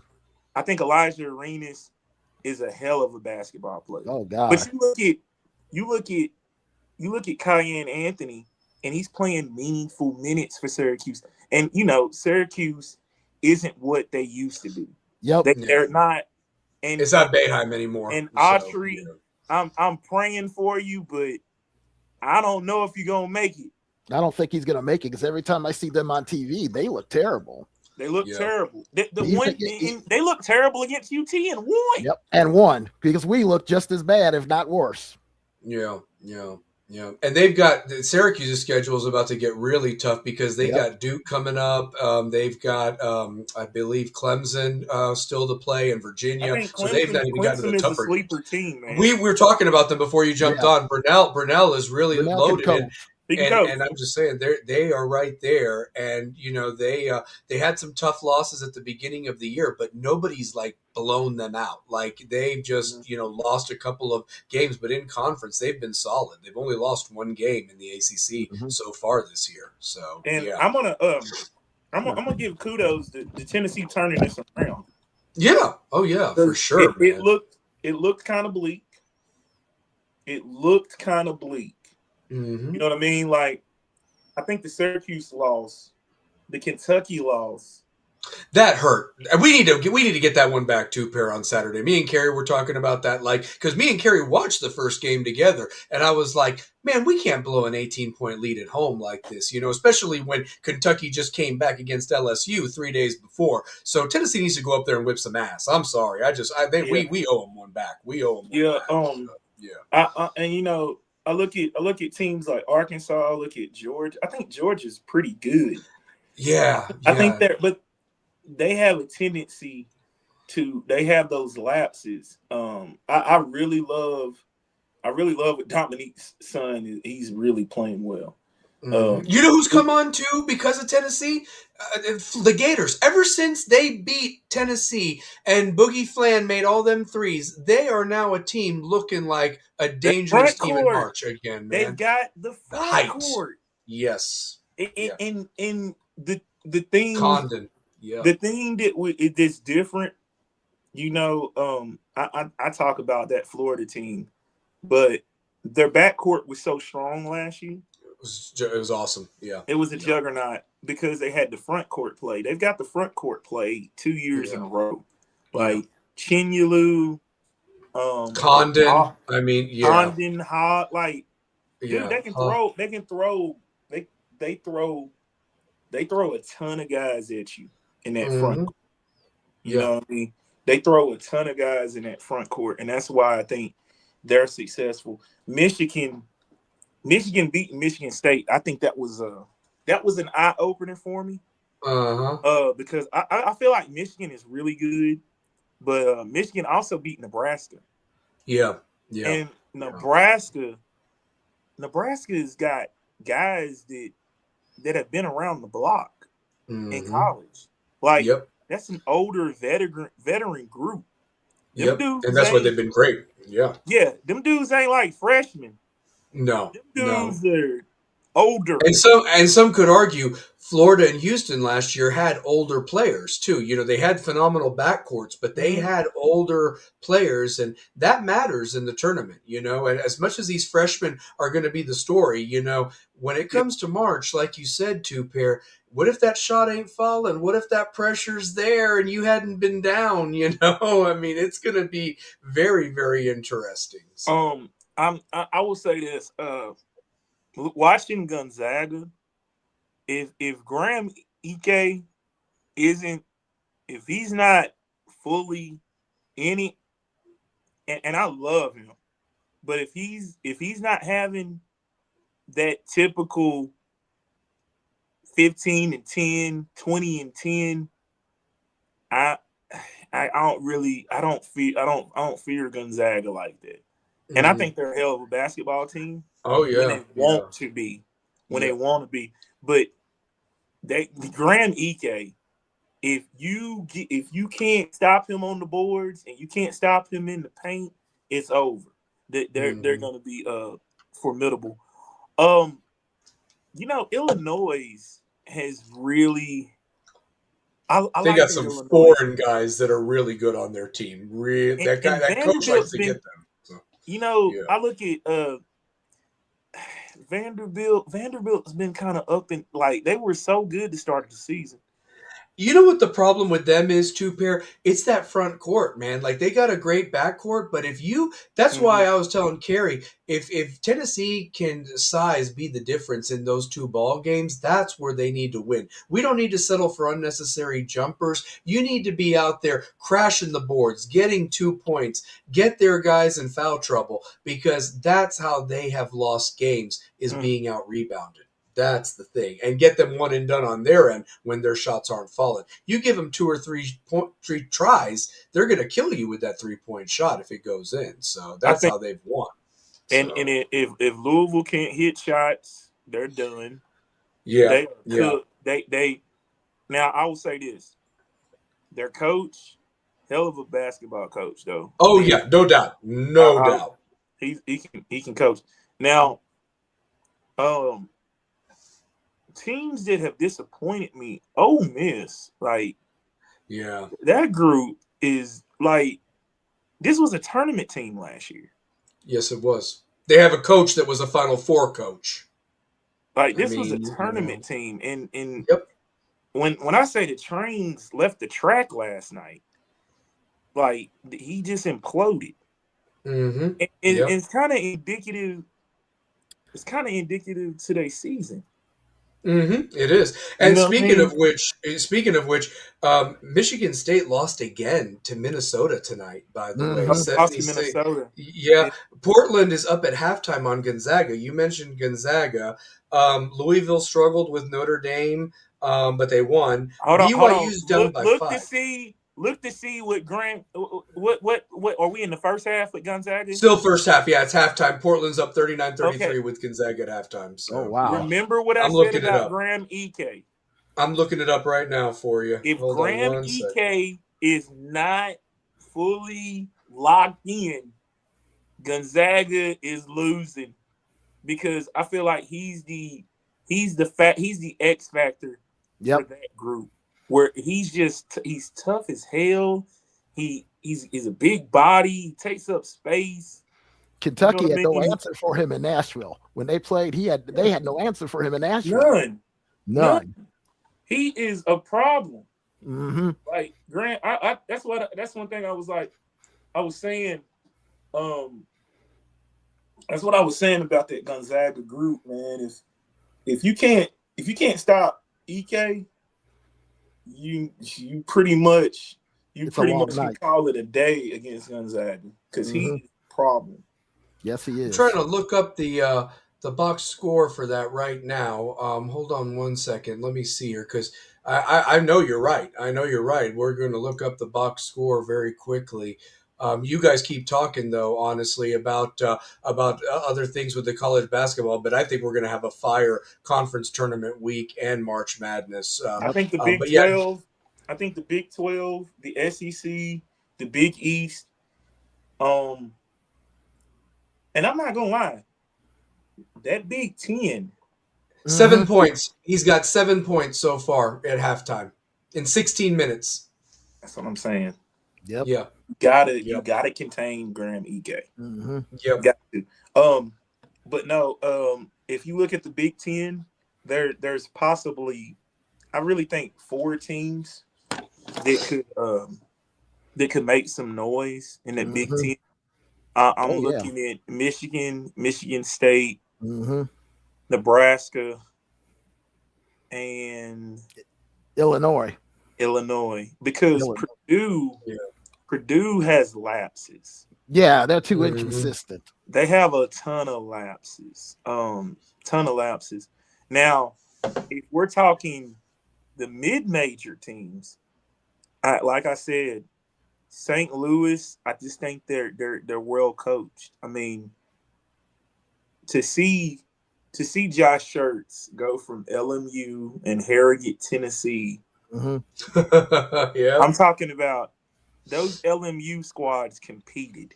Yes, they did. There were points in times, if you were at a Rocky Top League game in the summer, you might have said some of these LMU guys are better than the UT guys. True story. Can I tell you a team tonight? And listen, Anybody that's watched Central Florida, they're sneaky good with Johnny Dawkins as their Hell of coach. a They coach. upset, Hell of a yeah, coach. Yep. they upset Texas Tech the other night. Well, tonight they played Houston and ran into a buzzsaw because Flemings had 18 points, Uzon had 12. Houston ran Central Florida off the court by 24 points, 79-55 tonight. Man, Oh man, Houston is a dangerous squad. Houston is a dangerous team. They but, might you be know, the most dangerous team that no one's talking about. People But I'm need to so remember. glad. Could you imagine if they get the 2 seed in the South that's in Houston? They'd have a Mhm. home game for the Sweet 16 Elite Eight. Go ahead, Tupper. Sorry to cut you off. So, But you know, I'm so glad Tennessee caught Houston when they caught them. Yep. You know what I mean? I It's felt a great like win. Great Yep. win on the quad. So, yeah. you Yes, know, it was. and here's something that we might look at. BYU is struggling against Oklahoma State right now. Yep. 7-6. 5 minutes to go. 5 minutes to go in that game. Yep. You're right. And you know, as much as I love Damon Stoudemire at Georgia Tech, Mm-hmm. They have fallen off. What's happened with them? I mean, they were supposed to be on the up and up, and now they're not doing nothing. you gotta recruit. You're in Metro. He's not recruiting Atlanta. He's not recruiting Atlanta. He's not recruiting the Nashville area. He's not recruiting. You got There's too much areas talent. 3 hours. You got way too much. Like, Yeah. I mean, let me. I'm just gonna name out some high schools in Atlanta: Wheeler, Miller Grove, Yep. Columbia, Columbia. Stevenson, Mm-hmm. Tucker. And these are just in Atlanta. These are Just just in in Atlanta. Atlanta. And they got Yeah. and they got talent. Whew. You Man, know they what I got mean? talent. Like, Yeah. the kids from you mean to tell me there's not a kid from Terrell, there's not a kid from Banneker, North Clayton, and that I'm just saying South side Atlanta. South side Atlanta. Yeah. Mhm. Like, you mean to tell me there's nobody out of Decatur that you can, you know what I mean? Like, It's crazy, man. That's you're in crazy. Metro Man. Atlanta, and I love Damon Stoudemire. You know, he's one of my favorite guards. Oh yeah. But Mine too, from Portland. when you have Georgia Tech was always the getting guards from New York. The Kenny Andersons. Bobby The- Cremins, man, he was a New York guy. He knew The how to get Stephon to New York guys. Marbury. Stephon Marbury. Bruce Man, Downripple. You know, like people Brian don't realize Oliver. Stephon Marbury was at Georgia Tech for 1 year. Yep. And where the Sweet 16 Mm-hmm. easily. Easily. And look at you look at who he was playing with. He had Matt Harpering, he had Michael Maddox, he had Eddie Elisma, he had Drew Berry. This is before Deion Glover gets there the next year. Because think of Stephon Marbury is playing with Deion Glover. But that's what I want to say. Like, you look at, like, Georgia Tech is about to lose the Cal 85. They did. They did. 90 to 85. They did. And you see, this is that thing that the ACC's doing where the two teams are hooked together to go out west. And it just so happens that Clemson and Georgia Tech are going out west. Clemson's down at halftime to Stanford 32-30 because they had to go across the country. That's tough. That's a tough thing. And you see Cal and Stanford last week did their Florida run. They played Florida State and Miami, and then they switched and so forth. That's what happened. And next year, Florida State and Miami have to travel out there to Cal and Stanford. To Cal and Stanford, Yeah, Oklahoma is struggling with Kentucky. I see that. Oklahoma's been a struggle team all year. They've beaten one good team, Missouri, but they've struggled against everybody else, man. And I hate to say this because I really like Mark Pope. Sometimes the talent, like those guys, got to really buy in, you know.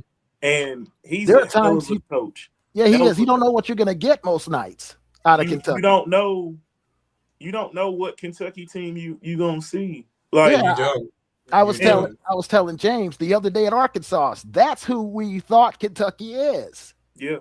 And then they went to Vanderbilt 4 days earlier and got the doors blown off by 30.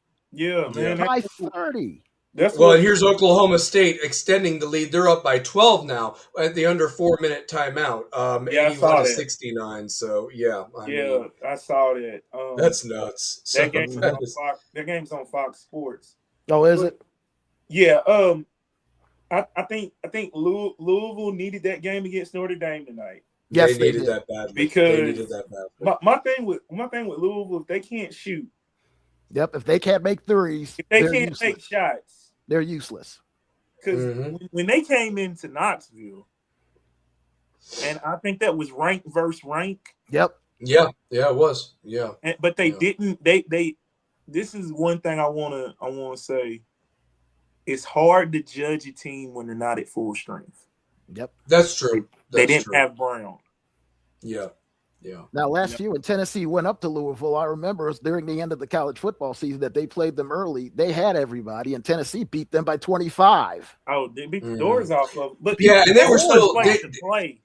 yeah, That and KFC yeah, Center that, is tough. it's That's a tough place to play. Like Mhm. Thompson. Yeah. Food City Center is a tough place to play. Yeah, Louisville's been a house of horrors. Remember Purdue? That's where we lost to them, was in Louisville. Yep.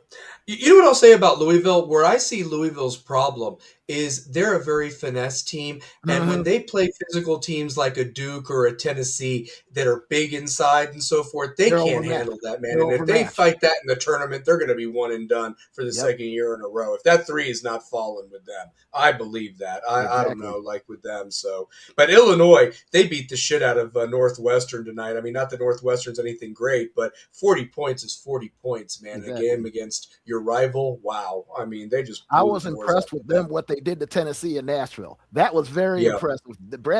Steve Underwood, that's another good coach. Brad Underwood, that's a good coach. That's a real good coach. Yeah, for sure. So I'm not seeing anything with Alabama, by the way. I mean, even with this Bediaco, I mean, Florida beat them like anything the other night. It's That funny. was They've lost 3 out of the 4 games he's played in. ever since he's come back. So yeah, I mean, So my question is, if they're a championship ball club, you got boat raced by Florida.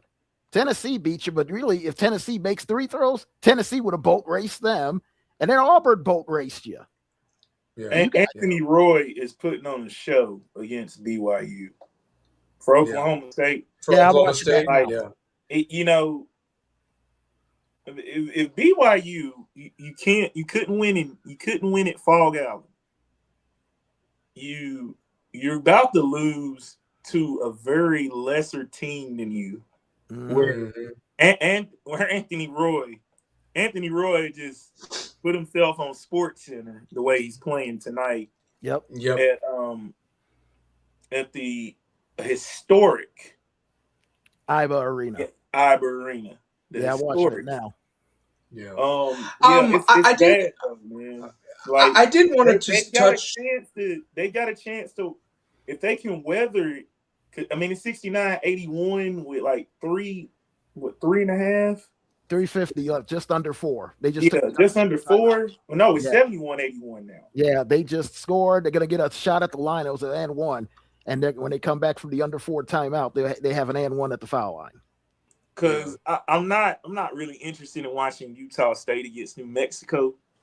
No, just not. I mean, although they were impressive the other day beating San Diego State. I thought they were impressive with San Diego State on Saturday. I thought that was very impressive. San Diego State's a good program. It's one of them. They've always been solid programs. Yeah, they were just in the Final Four not too long ago. Exactly. So but switching gears, it was very painful to watch that UT versus UConn game. Yeah. I didn't even watch the second half. That's why I said it was painful. Yep. Yeah. It took all. I mean, what do you guys think is going on there? I mean, is it too late to hit the panic button? Because I mean, truth be told, like UConn is UConn, but they've never even beaten Tennessee, even when they had Deanna Taurasi and that group. The way that we got beat the other night. Not like that. I mean, not like that. Okay, like Sue Bird and Taurasi. That was a special team back then. We also had Candace Parker and those girls. I want to say Kara Lawson. I want to say, like, I don't know if Kara ever beat UConn. I don't think she did. I think no. You know what? That's a lie. They beat them one time her freshman year Was that in the Shira 2000. Eli year? Yes, Yeah. yes. That was the one time, but after that, they could never beat them, unfortunately. So, yeah. Like Tennessee used to. Tennessee used to struggle against Duke too. Yeah. Alana Beard in that group Alana back Beard. then. Yep, yep. When Alana Beard. Gail Gestencourse was their coach. Yeah, Yep. yep. What You know, concerns me is not the UConn. It was a Mississippi State. It looked like they didn't even I come couldn't out. believe that, guys. Guys, I couldn't believe That's that. the was one that concerns me that was more the than wake the up call UConn. for me because at that point they were undefeated in the SEC, like Yep, they were the last undefeated team. last undefeated team in the SEC. The SEC. Yep. I'm kind of. I feel like they're hella young. They are hella Yeah. young. They're hella That's why young. I don't want to. That's why I thought it was kind of ridiculous. Some of the comments that were being made. I was like, guys, did anybody remember what she did with last year's group? I mean, she didn't Yep. even have her group, but she made that group believe and got everything out of them. I mean, Oh, they got to got the Elite better. Eight, if I'm not mistaken. I mean, Mhm. they got to the Elite Eight, and that was a really good tournament last year with a lot of solid teams, and they got there. Farther, And you know, let's see farther how they do than next year. Yeah, farther they're than so Kelly much Harper went. ever. You know I'll what I'm tell you saying? what. Like I feel like Holly was on the doorsteps a few Yep. times for an Elite Eight.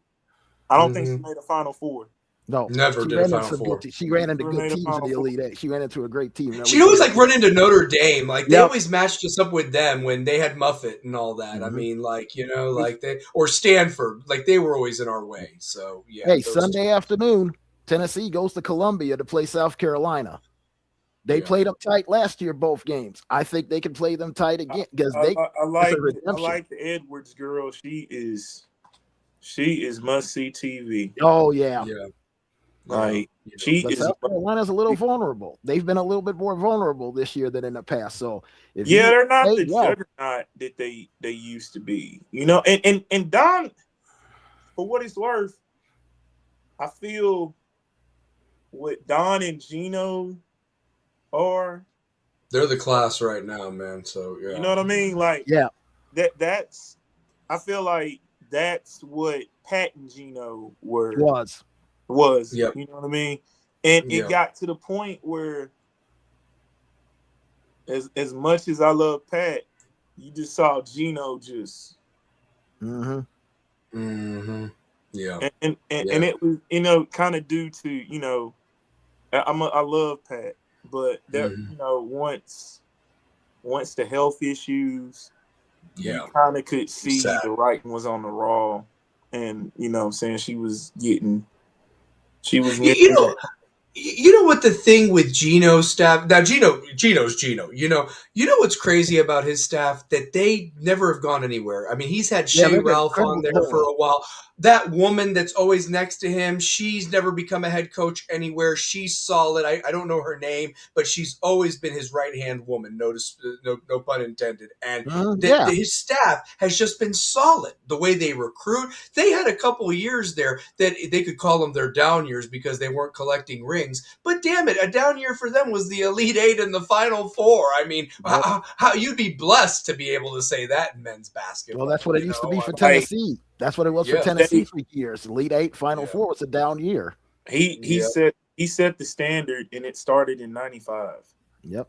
Like with Rebecca Lobo and Wohlers and Jennifer Rosati, all that group. Yep. you know what I'm saying. Yep. Then you get Nikisha Nikisha Sales right after that. Nikisha Stills. You Yeah. know what But I'm then saying? we had, Like, and then Tarasi. But then we had Shabiqua and that group, 97, 98, 99, You know what I mean? and 2000. Like, we owned UConn. Yeah. The The there was Meeks. a The time where we Meeks. weren't even seeing UConn though. Yep. Like, Yeah. you know what I'm saying? The way things would play out, like, it's a different time in college basketball, like women's basketball now. Yep. No, let's see. Yeah, it's just hopefully they can get their hopefully they can get it together, because I think Kim Caldwell is a hell of a coach for I mean the 1.5 going on 2 years that she's been at UT.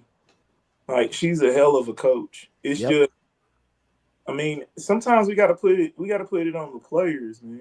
Mhm. Like, I mean, hell, she had to kick off somebody right off the bat and so forth, like so that in changed a lot of things. So Yep. yeah, like in the NFL, you know, I gotta put some of that stuff on some of the players. Like I went back and I watched the divisional round again. Yeah.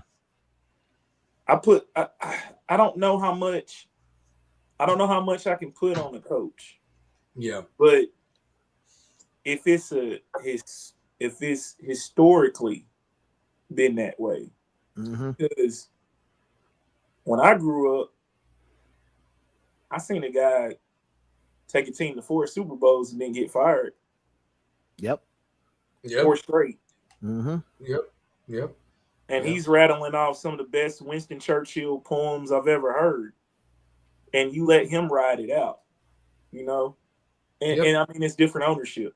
Yep. And, Yep. Yep. And now, you know, we're looking at a time. How many minority coaches got looked at this year? A few, not very many. Not many. Not many. Not many. I think the only ones that are coaching is Aaron Glenn at the Jets and Saleh at Tennessee and Canales in Carolina because he's Spanish. Yeah, you know, it's just you know, it's a weird time. It's a really weird It's a shame time because there are some really, really good coaches out there that don't even get a whiff of a look. You know, you're right. I'm glad to see Eric Bieniemy's back in Kansas City where he should be. Yep. You know, yeah, he never should have left. No, but he had no choice at the time.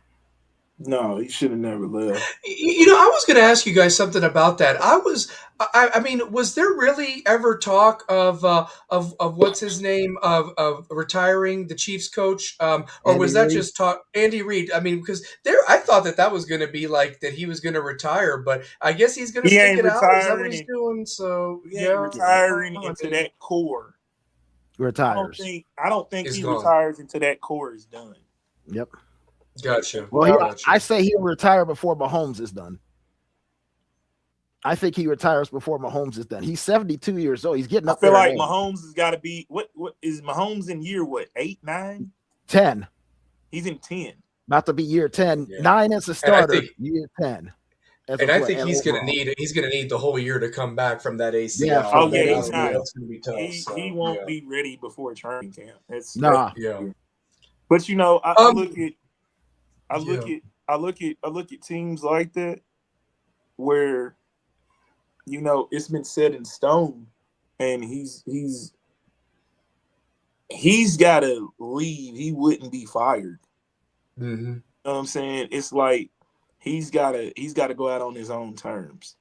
Well, he got fired in Philadelphia, so he wants to go out on his own terms this time. Yeah. You know, I was going to ask you guys, you know how we were talking last week about, you know, how Belichick got not first ballot Hall of Fame, and we were talking about coaches and so forth like that. You know who's a coach, and this might be an unpopular opinion, but I was just thinking about, I'm surprised he's not gotten in the Hall of Fame yet.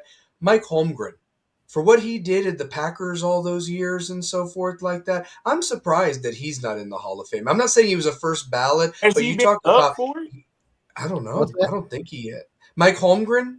I don't think he's in yet. No. You know, he's not in yet. No. Hey, he took Green Bay. He took Green Bay to 2 Super Bowls, won one. That's what I'm saying. Like, and they were always like in the NFC like championship or NFC. So Bill Cowher's in the Hall of Fame. Bill Cowher's He's in the Hall of Fame. Jimmy Johnson's, but they weren't first ballot. Like Don Shula was the last first ballot. But I was just thinking to myself, what constitutes a coach now to actually get in to the Hall of Fame, let alone first ballot? But hell, they trade him or fire him so quick. There's no longevity anymore in the NFL. I feel like that New England route.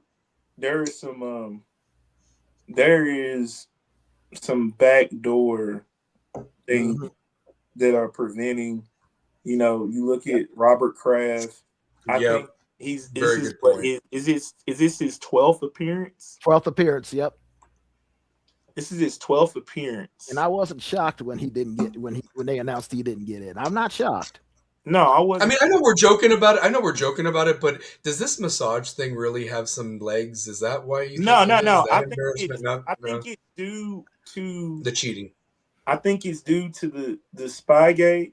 And Deflategate. The deflate gate. He had all the power to stop it and did nothing. Did nothing. He did absolutely nothing. Like, you know, I'll make this a proclamation right now. Sorry to interrupt you, but the next go ahead. proclamation I make, the next coach that gets in unanimously will be Mike Tomlin. Mike Tomlin will be the next. As much as Larry would lose the shit about it, you're right. So, But he's number one. Never had a losing season. Yeah. Won a Super Bowl. Yep. Coached in another one. His resume is better than most of the coaches that are up for it now. He'll be the next unanimous guy on the first year. Guaranteed. Do you think Andy Reid would be a first ballot? Yes. Yeah. I feel like Andy Reid's got the back-to-back. Yep. He's got the back-to-back. Of course, you got to think about he's got the appearances. He's got appearances even with Philadelphia, the group that fell short against the Patriots with Terrell and McNabb. He was coaching them. Yeah. So he has appearances. I still say to this day that he blew that. Him and McNabb blew that game. Yeah, they should have won that because one. Terrell Owens on a broken leg. The New England Patriots had no answer for a man on a broken leg. Yeah, with 10 catches, 81 yards. Yeah. Crazy. No, actually, he had over 100. He had over 100. At 100, my bad. Yeah, T.O. had over 100. I think he had 8 catches for 115. 8 catches. Yep. Yeah, that's crazy. Oh, here we go. I hate saying it, Larry. I hate saying it, but it's the way this is going. His resume is actually better than Belichick's because you take out Tom Brady out of Belichick's resume. Got fired in Cleveland. He's an under 500 coach without Tom Brady. He's under 500. He's actually at a 450 winning percentage without Tom Brady. How much of it is Brady and how much of it was Belichick? It was more Brady because Brady went to another team and won a Super Bowl right off the bat. In the first year. Is Tony Dungy in the Hall of Fame? Is Tony Dungy in the Hall of Fame? Yes, he is. He deserved to be. I was hoping he was in there. I'm just thinking of coaches who won Super Bowls in the 2000s. First African American. He was the first African American coach to win a Super Bowl. Be a Hall of Famer, though. He should be. That's what I'm saying. Like, I'm shocked he ain't in yet. Like, with all those teams the Packers took Seattle to the Super Bowl, too. Took Seattle Super Bowl. You're right. Yeah, he took Seattle to 2005 against Pittsburgh against Bill Cowher. He technically took 2 teams to Super Bowls, like 2 different teams to a Super Bowl. Packers and the Seahawks. Yeah. I mean, it's very... What about Tom Coughlin? Is he in with all the times he did with the Jets and the Jaguars? I'm surprised I think he'll get in eventually. I think Tom Coughlin is definitely a Hall of Famer, though. I do too. Oh, without a doubt. No doubt. When I say, like, of all the coaches who you look at their runs, if he doesn't have those runs in New York, because I thought what he did in Jacksonville, they just could never get over the hump. They couldn't beat. They had Denver and then Tennessee. Couldn't beat either one of them when it mattered. If they beat Tennessee, yeah, like I feel like think they beat the Rams? Do they beat the Rams in that Super Bowl? I don't think they beat the Rams though. I just think the Rams were just a team of destiny. Yeah, like Kurt Warner coming out of nowhere. Yep. Isaac Bruce and Torrey Holt playing something like they dominated as far as wide receiver. Yeah, Marshall Faulk. Yep. I mean, everything worked in their favor. Kurt Warner, and he's in the Hall of Fame because not just of who he took to the Super Bowl. He took the Rams twice and the Arizona Cardinals. Look what the Arizona Cardinals have been since he retired. Yeah. I was just looking this up because I was curious. So these are prominent Super Bowl winning coaches who are not in the Pro Football Hall of Fame that have multi wins as Super Bowl champions. We've already mentioned Tom Coughlin. We mentioned Mike Holmgren. George Seifert. Yep, George with the 49ers is not in. You know, and Mike Shanahan is not in with his back-to-back with the Broncos. That's a shame. That's nuts. I think what's crazy about the Seifert thing is his Super Bowl in '90 is not seen as his team. Yep, it's Walsh's team. God, but he still did it though. I mean, still to did take it. over a team and still He's do it, the only hold it rookie. together. He's the only, him and Don McCaffrey of the Colts in 1971 are the only rookie coaches to win a Super Bowl. And that's why, like, with Seifert, I think it's kind of I don't think that's kind of necessarily right, because he coached the team. Yep. Was that the back-to-back team? Yeah, that was the back-to-back team. He was part of the second one. Walsh retired after they won the third one over Cincinnati. The one he legitimately won was the '94 against the San Diego Chargers. Yeah. That was they were supposed to play the Steelers, and the Steelers. Yep, and the Steelers screwed that up. Screwed the pooch. When Neil O'Donnell throws an interception right at the dang goal line. I forgot who the guy that intercepted it was, but he threw it right to him. I think Neil O'Donnell cost money, because I think he threw the game against the Chargers, and I think he threw the Super Bowl against the Cowboys I know he threw the Cowboys. Because Larry Brown, that was the easiest game MVP in the history of the Super Bowl, when all he did was had 3 interceptions and the ball was thrown to him all 3 times. Mm-hmm. Can I share a story with you? We weren't going to win it, but you talk about like the Miami Dolphins' chance was we had just retired Joe Montana and the Chiefs. Dan Marino starts off the game like a gangbuster against San Diego Chargers, and damn Junior Seau and Natron Means. I can never get those names out of my head, because no disrespect, Larry, if the Dolphins beat the Chargers in San Diego and Marino goes to Pittsburgh, and I was like, and comes home to Pittsburgh and beats the Steelers, he gets the Super Bowl against the 49ers in Miami in a rematch to the only Super Bowl he went to. It just wasn't meant to be. And then the next year, the Dolphins fire Shula, and it's just been shit ever since, man. I mean, I just, as a kid, as a 10-year-old, it hurt me so bad. I thought he retired. There was some retired, behind the fired, scenes doesn't politics. matter. So you seen Any Given Sunday, right? How Al Pacino, that is Don Shula. That is really Al Pacino is Don Shula and everything. Yes, and like how the only difference is Don Shula didn't go to another team like how Al Pacino does at the end of Any Given Sunday. No, look at Larry. Look at Larry out there, man. What did he say? I never thought of it. My mom slapped the shit out of me in '94. I was 17 and I cursed Pittsburgh out. So yeah, '94 by Stan Humphries, man. Stan Humphries. But I'm telling you, it was Natron Means running over the Dolphins defense. I mean, and Junior Seau, I mean, was just kicking ass as for the Chargers. I dealt with Natron Means 2 years later when they retired Jim Kelly in the game in Buffalo in the wild card game. He ran for 195 yards. He couldn't. But you know, that was Jacksonville's first playoff. Yep, that was their first playoff game. Tony Baselli up against Bruce Smith. That was like great matchup. That was must see TV. And you know, it's sad because I felt like that was kind of the end of that Bills run. Yeah, that was our end. That was our end. Kevin Green. Kevin Green, Greg Lloyd. Yeah, those Steelers. You know, times that I watched Greg Lloyd play it, he scared me half to death, and I watched it on television. You know what? I thought Greg Lloyd is one of the more underrated players in the 90s that people don't. I felt like he was a very underrated. Oh my God, Rod Woodson! I forgot about old Rod, man. He could lay the damn wood, no joke, man. Carnell Lake. Carnell Lake. Rod Woodson's a Hall of Famer. Damian Perry.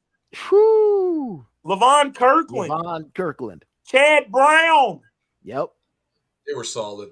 They were solid. And like I said, they let Stan Humphries. And who was the coach of that San Diego team? Bobby Ross.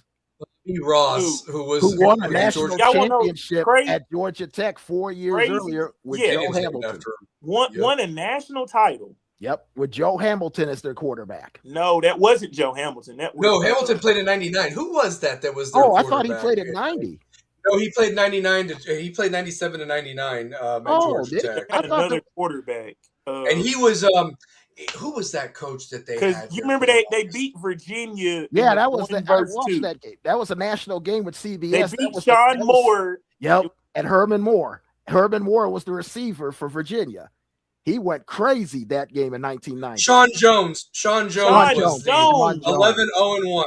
He was a sophomore. He threw for 2,000 yards and 13 touchdowns that year to win the national championship. Yeah, I remember they were that. more of a running team, though. Yeah, they were. They were. The short choice. Yeah. I don't know. No. Somebody else was a running back on that team. I forgot who was the running back. Bell. That's it. Yeah, Bell. Bell was the running back. Yeah. And the funny thing about their national championship, they didn't get to play in one of the big bowls because the ACC at the time was contracted to send its champion to the Citrus Bowl. They went to the Citrus. Were. Yeah, and that's where they won it. Nebraska. That's how they beat Nebraska.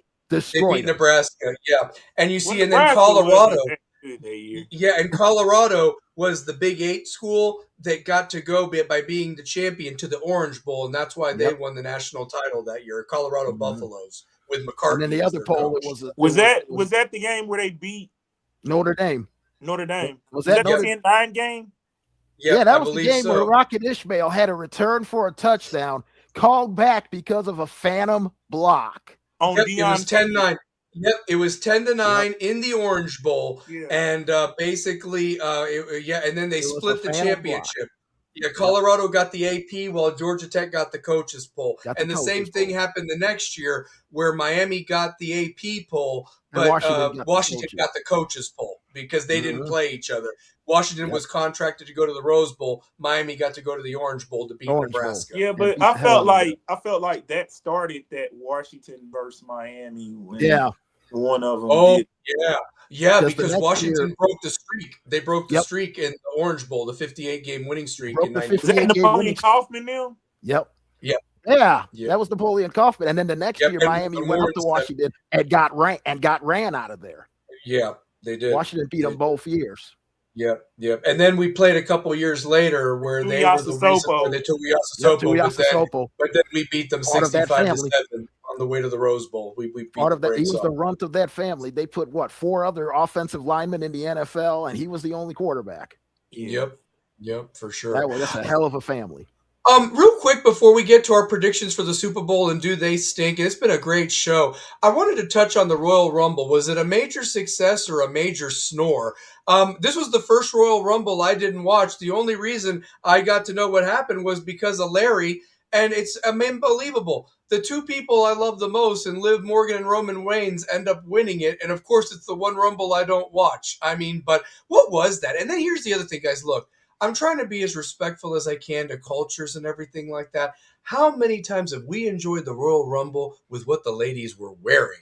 And they're covered up from head to toe. Yeah, because they're overseas in Saudi Arabia. I mean, I'm like, guys, come on, dude. We want to see the spectacular. That Royal Rumble, both of them. I don't mind that they won, Liv Morgan and Roman Reigns, but they didn't need to win. They didn't need to win to build the clout they had. They didn't need the bump. No Bianca Belair was in this. Nothing. I will say this. Fuck this Rumble. Look at that. No Bianca Belair. It was horrible. Now let me say this. WWE, you let the library just there. There's no Peacock of the library anymore. Say it again, Two-Pair. Say it again, man. That's awful. They screwed that up, man. Because that's what kind of kept me still with the brand. Like for a minute, I was only watching NXT. Yep. You were. Yep. When we first started this show, what did I used to take? Man, we talked about all the up and coming NXT guys. Tuesday nights was more exciting than Monday nights, and we were kind of banking, hoping that the move to Netflix would be good. If anything, it's been terrible, to be honest with you. They've not pushed the edge. Horrible. There's no Attitude Era. Yeah, they are catering to the media heads, your stockholders, and the other thing is, guys, TKO's messed up a lot of things. And I'm going to tell you this, man. ESPN doesn't know how to market it, guys. No, it was different with UFC because UFC, look, you have two guys that are training their asses off, women as well, no disrespect. Oh, yeah. And it's settled in the ring. It's not scripted, And it's like, does ESPN know what they really purchased here? Because I don't think they did. And now you're trying to get your money back, charging the same rate of quality that we were paying $5 for Peacock. Yep. I just think it was better for the average wrestling fan. Yep. Mhm. Lesnar was an The average wrestling fan. Yeah. Yeah. Not Yeah. Yeah. the, you know what I'm saying? This I'm talking like the average wrestling fan who will shout out to Oklahoma State. They just upset BYU. Yeah, court storming in Stillwater. You knew it was gonna happen. Oh yeah. You knew it. No, like I've really, and you know I love wrestling. Like We all do. We did a show to preview WrestleMania last year, and we were all sharing our favorite memories. Yeah, remember, exactly. greatest matches. And now, I mean, listen, I don't have an ESPN subscription. I'm not paying that amount of money, whether I have it or not, to watch quality when I had it for $5 for the youngest time. I mean, I have Exactly. a subscription, but I'm just not. I'm not invested. Like I'm not either. I was invested when it was, man. I just think Peacock did a better job. Mm-hmm. You've got the library to where you can even, like, even the people that do the reaction shows that I used to watch because they had the library, like that WCW, that Mid-South, that Yep. Mid-South, world class. NWA. Old NWA. Mid-Atlantic. NWA. Smoky Mountain Wrestling. You can watch the episodes of the Power Hour. Yep. World class. Down in Texas, man. Main Love event. world class. You know, Saturday night's main event. Yep. Now, dude, it is like I don't recognize the brand. WCCW, World Class Championship Wrestling. Yep. It's not. I don't recognize the brand, and I need to get one. That's what I need to do. So that's the truth of What, it. Fire So, Stick? Yeah. Fire Stick. So yeah, They're pretty good. they just need to bring. I feel like they need to bring the library back to Peacock. I agree. Bring the library back to Peacock. Just bring the library back. Yep. I agree. Because it's. I feel like it's a total disconnect. It is. They screwed this thing up royal. I mean, this is the only place that I can see Brock Lesnar. I agree with Larry. He was an afterthought. When's the last time Brock Lesnar's been an afterthought? In the Royal Rumble, in one of the biggest events of the year. He's an afterthought. My God, that was horrible. No Bianca Belair. It's just a sad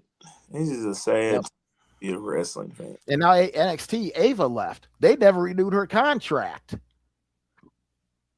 So I think she's probably heading for AEW because they're on fire right now. AEW is. I just never thought I would be saying, like, I don't really care to watch it like I used to. And this is supposed to be the best time. If you think about it, this is supposed to be the best time. This is the road to WrestleMania. Now, I will say that CM Punk and Roman Reigns went at each other the other night in a hilarious promo. And shout out to Larry Frank for telling me all about it. And I got to watch it the next day on YouTube.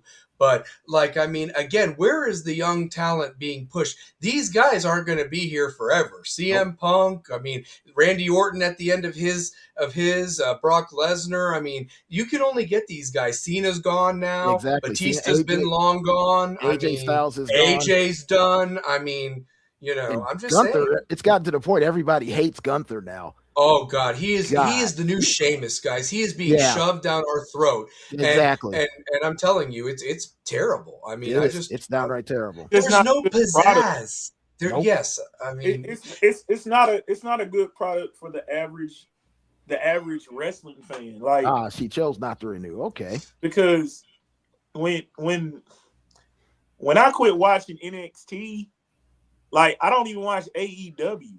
Yeah. Mm-hmm. Like, I don't watch that. It's just not exciting to me.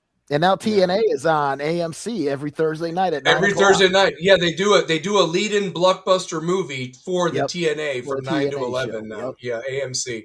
Well, and that's the other thing too.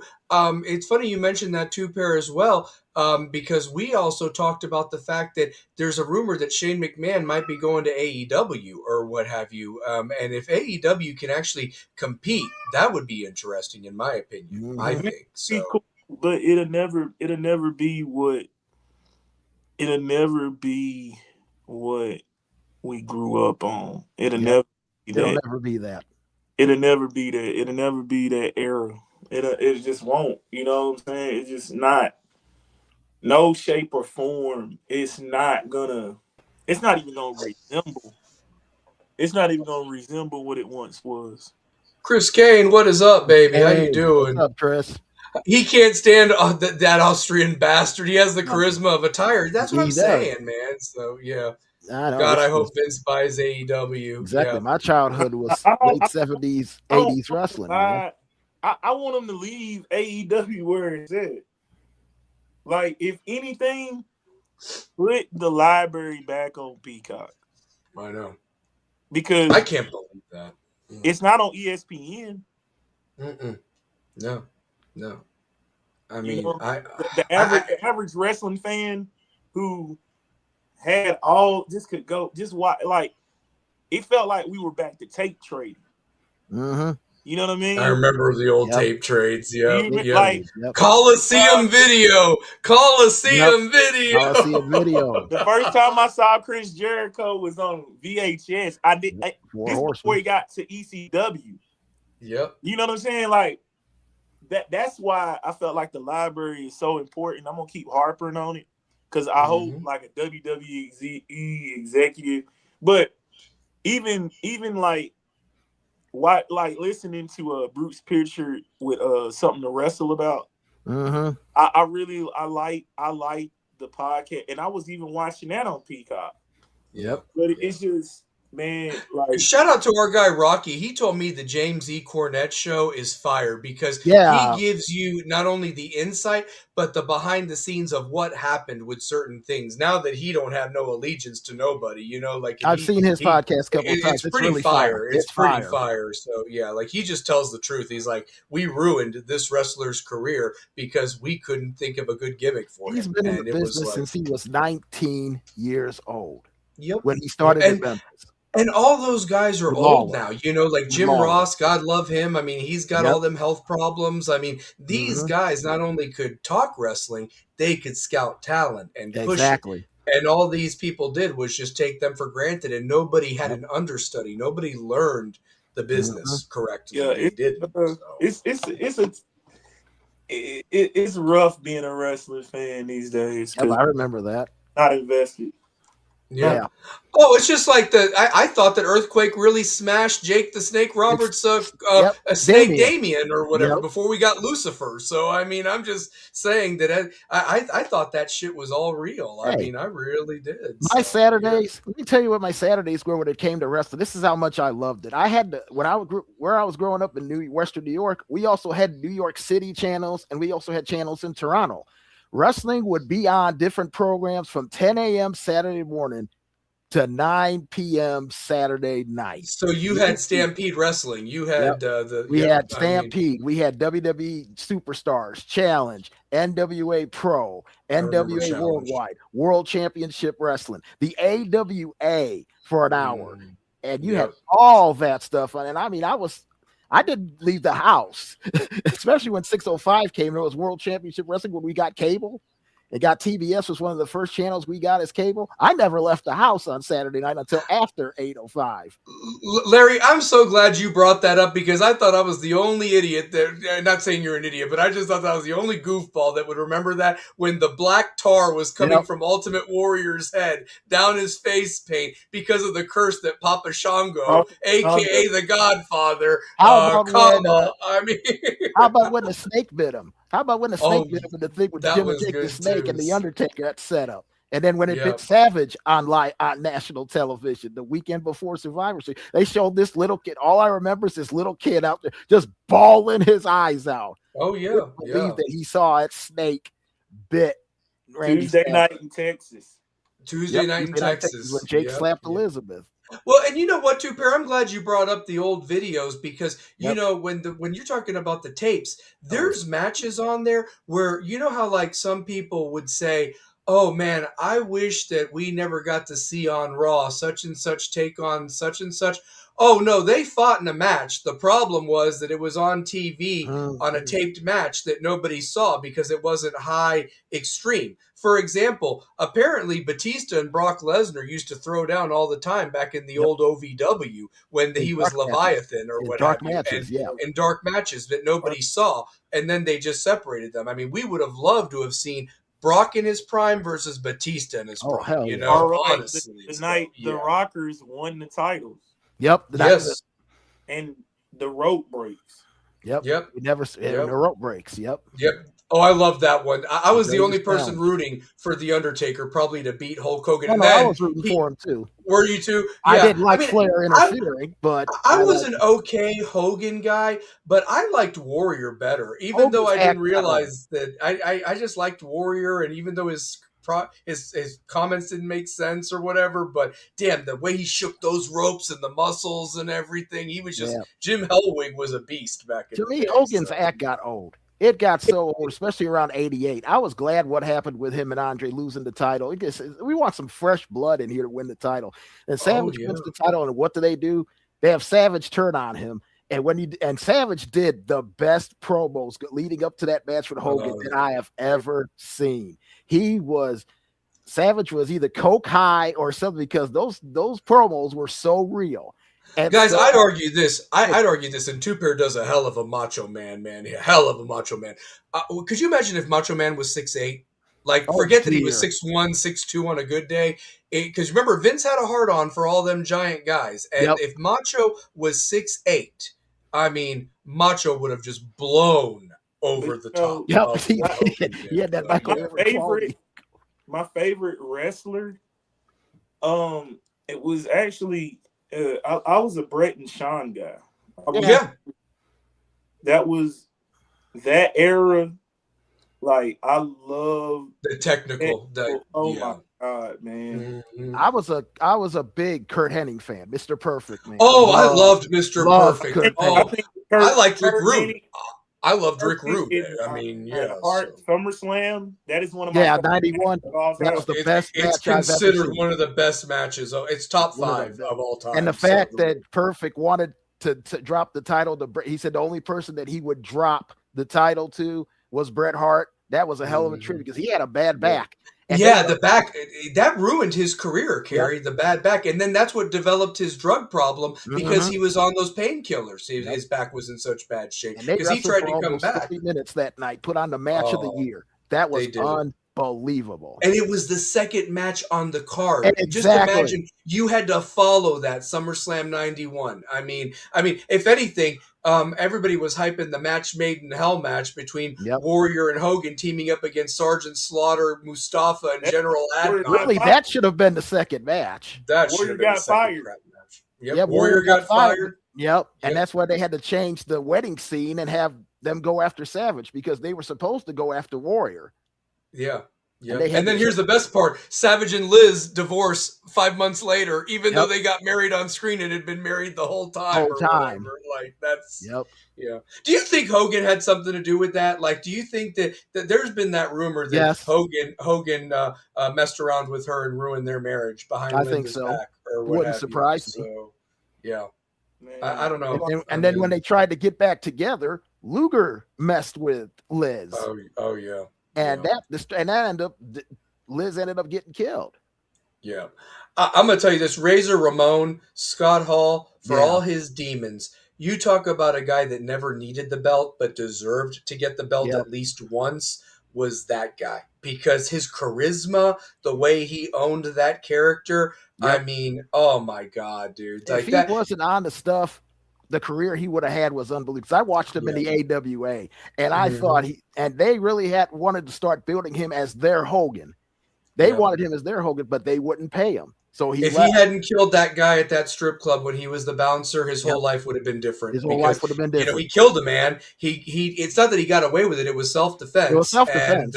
But when it affected him, and he could never get over it. That's what he said. So I mean.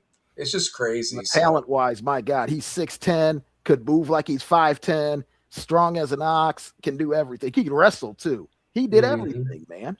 Oh yeah, yeah. No, he was amazing. The So, Diamond yeah. Stud. The Diamond Stud. So, hey, and what Later, about our very own Kevin Nash, man? Vinny Oh, V. I mean, Vinny oh, I V. loved Vinny Vegas. Kevin oh, Nash, man. I Super loved Diesel. it. Shredder. But you know what Woo-hoo! though? Like WCW had some of Diesel. the funniest, worst gimmicks, but I loved them.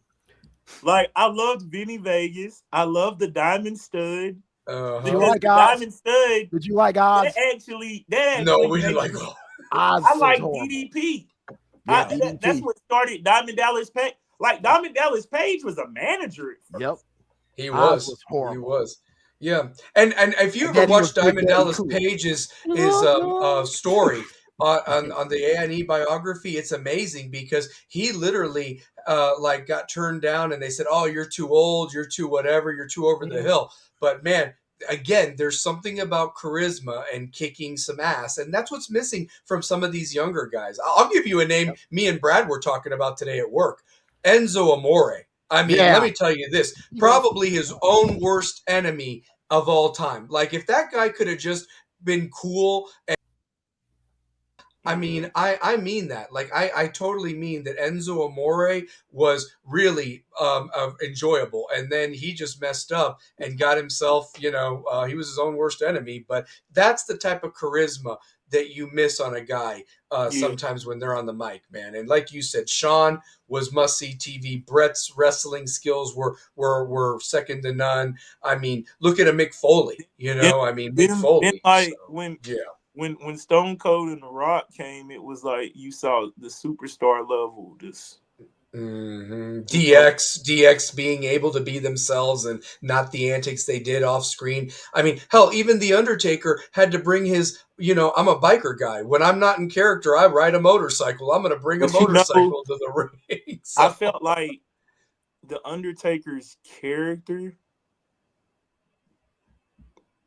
I think it's one of the greatest characters of all easily, time easily, and because he everything evolved it.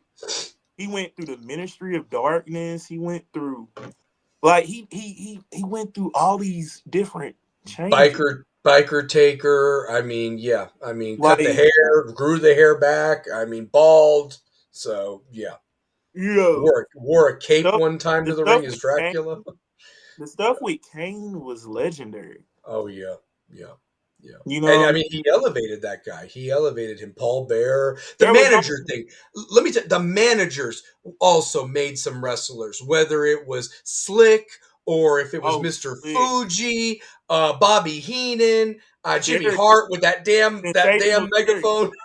Yeah, sensational Sherry, Jim Cornette. sensational Sherry. Yes, I mean when You she know, walked out Harlem Heat, man, I'm telling you, dude, like that was. Yeah, that's what I'm saying. but you know, That's what's missing. I think you know what I'm saying. I love the fact that Bruce Pritchard has still got the wrestling school, Mm-hmm. and with you know what I'm saying, you're seeing some talented people come up. I really think you know what I'm saying. Kudos to Bruce Pritchard. I told him we was gonna give him a shout out on the show. Uh, he's one of my favorite people that I ever got to meet in the business. And I love what he's doing with the wrestling school here in Knoxville out in Farragut. Like he's That's getting awesome. talent, man. That's awesome. So I remember when Fuji had his school here. A lot of guys that I knew at Bearden when we went to school, two pair, they were at Fuji's wrestling school, really wanting to be wrestlers and learn the business. So not only was he got his wrestling school, that poor guy's tearing tickets at the old Knoxville Center Mall movie theater Regal before they tore that down and he passed. So Man, I mean, that's one thing I wish that I wish that I would have got to get with was the K Town Daddy Terry. yeah, yep, Yeah, Terry Landell, yep, mm-hmm. Yeah, and or the Nature Boy Buddy Rogers, and so forth like that. They were always around and everything. So yeah, for sure. So mm-hmm. yeah, well, I did want to do this. I wanted to get to predictions. Two pair. We talked about the Super Bowl at the beginning of the show. While I'm waiting for Carrie to come back to do the They Stink and finish up with predictions. What's your thoughts on this Super Bowl, brother? I mean, do you got a key to the game you're looking for? Do you favor one team over the over? Do you think that's going to be a great game? You got a few minutes just to catch up on that since you weren't here for that first part of the show. I'm really looking forward to what Josh McDaniels is gonna draw up, and then Kubiak taking the Raiders job. Is it the Raiders? He did very good. I kind of would have waited to after the Super Bowl. Yeah, I mean, it wasn't really needed. You could have announced that Tuesday or let a couple days pass or whatever. So, yeah, but like I feel like I think that's a distraction. I agree. I just always feel like that's a distraction when the coach, like when Mark Richt was gonna take the Georgia job. You know what I'm saying? It's just in Florida State. Yeah, you're right. No, you're absolutely right. So, yep. Yep. I never have been in agreement with the coaches because like Bill Belichick, had he known that Parcells was gonna step down, he could have took the New York Giants job right at and a lot of those guys would have stayed. Yep. And instead he goes to the Browns, right? Is that where he went? He went to the Browns and so forth, and that was the end of that. But if you look at the Browns were the Giants. Mm-hmm. You had Pepper Johnson, you had Carl Banks. Mm-hmm. Yep. No, it's true. It's true. So let me ask you this. So do you think that this will be a good game between the Pats and the Seahawks when they throw down on Sunday? You think it'll be a 4-quarter game, or do you think one team's going to put belts to asses to somebody else? I mean, the way Seattle is played, I mean, what I think New England's only given up 27 points. Yeah. In the playoffs.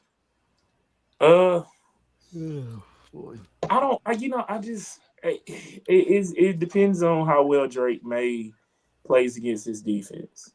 I agree. Because I mean, Seattle. How's that shoulder? Is what I'm arguing. So. I mean, Seattle should win this game convincingly. Yeah. Chatbox, do you have any predictions? Carrie, before I ask you your prediction, I'm going to go. I said it on your show last night, so I'm going to stick with it. I've got the Seahawks winning 28-17. For whatever reason, that number sticks out. But I also liked your prediction of the 31-17. If you're still sticking with that, because I see a field goal being made by Seahawks, and they got a great kicker, who's really made some good field goals for them. But I just think they get in the end zone. I don't know. I see 28. I see 28 for the Seahawks. So, and that's I looked for that on the game board of hoping that I get like that 8 and 7 in the fourth quarter. So at work. But what's your thoughts? I'm going to stick with my score, 31-17. I think the running game for both teams is going to be paramount, but I also think turnovers. Drake May's been sloppy with the ball this postseason, and Sam Darnold, for someone that has a hurt oblique, has not turned the ball over at all this postseason. He's actually been very efficient. He stays very efficient. Walker can run the ball for at least 80 yards. New England's done. Yeah, I agree. I agree with that. And plus, I also believe for the first time all year, there's a football god out there. There's a football god that's going to tell us the Patriots are not going to win this thing. We put up with the Chiefs for 8 years. We cannot start with the Patriots again. That cannot happen. That cannot happen because Armageddon would come.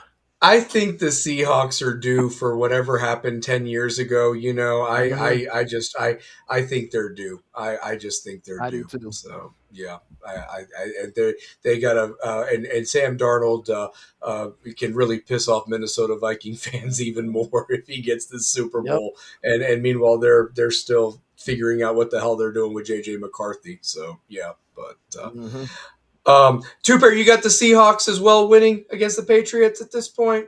Man, yeah, I got it 28-24. Ooh, I like that. A little more high score. That's not bad. Little closer than what I'm predicting. So yeah. Okay. Yeah. I'll tell you this. I mean, whether you like either of these teams or you don't like either of these teams, the records show that they belong. They have some young up and coming stars. And hopefully, I just want a damn good, entertaining game. I want a damn good, entertaining game. I don't want no controversy. Don't want no BS. I hope the refs call a good game and we get as classic of a game as we got as the national title game. You know, just something where both teams are just leaving it out on the field and it's not something over with in the first or second quarter or whatever. That's just me. So, name to remember, Sean Smith is the head officiator, head referee for Super Bowl Sunday. He's young African-American male head official. I've seen him in a few games this year. He does a really good job. Hopefully this stage will not be big enough for him. I can see him doing a really good job. Good. I like it. So, well, as far as they stink this week, guys, who were your stinkeroos in any sport that you'd like to highlight this week? So, I'm going to say this. The Minnesota Vikings. Oh, yeah. yeah. How do you fire the GM when he's at the Senior Bowl? Yep. Over the phone. That was some dirty dick shit, man. That was. Yep. I'm sorry. So, over the phone. Couldn't even give it to him in his face. Yep. Mobile. They knew they were going to fire him. On that note, y'all, I'm mic dropping it. I'll talk to y'all later. All right, man. Get to this call. It's a West Coast. No, man, you're good. You're good, brother. Love you, man. Take care of that. Hey, next week, come on with these guys because I won't be on. I'll be in that conference in Orlando, but you be good, all right? So, all right, man. Take care. Carrie, who was your stinkeroo, by the way? So. Well, I forgot the name of the guy, but it's the fighter last weekend whose hairpiece went up during the fight and showed off. Oh my God, that was the worst. When Larry brought that up on Stallion Speaks, and I couldn't find anything more stinkeroo than that. And what's the bad part about it? He still won the fight because the other guy was worse. But yeah, he's getting hit. He's getting cold cocked. He's getting cold. And next thing you know, you see hair flying up, and there's a ring, a big ring. And he said he didn't want to be bald because he's not exactly proud of being bald. I said, look here, there's nothing wrong with being bald. Look at this. I'm clean shaved, nice, groomed, clean. People like it. I love it. Yeah. I have no problem with being bald. Yeah. Last year, this time when I was sitting in a hospital bed, I had gray hair all over my head and all over my face. I couldn't wait to get that off my face and head. Yeah, because it shows, man. You know, like I've got so much gray in this beard. It's not even funny at this point. So the only gray that I have is my eyelashes. That's it. Well, you can't help that, brother. So that salt and pepper look, you know what I mean? It's distinguishing. So yeah, I can handle that. No, you know who my stinkeroo is, and you kind of know. I gave you a little preview last night, but it's not even a team; it's a network.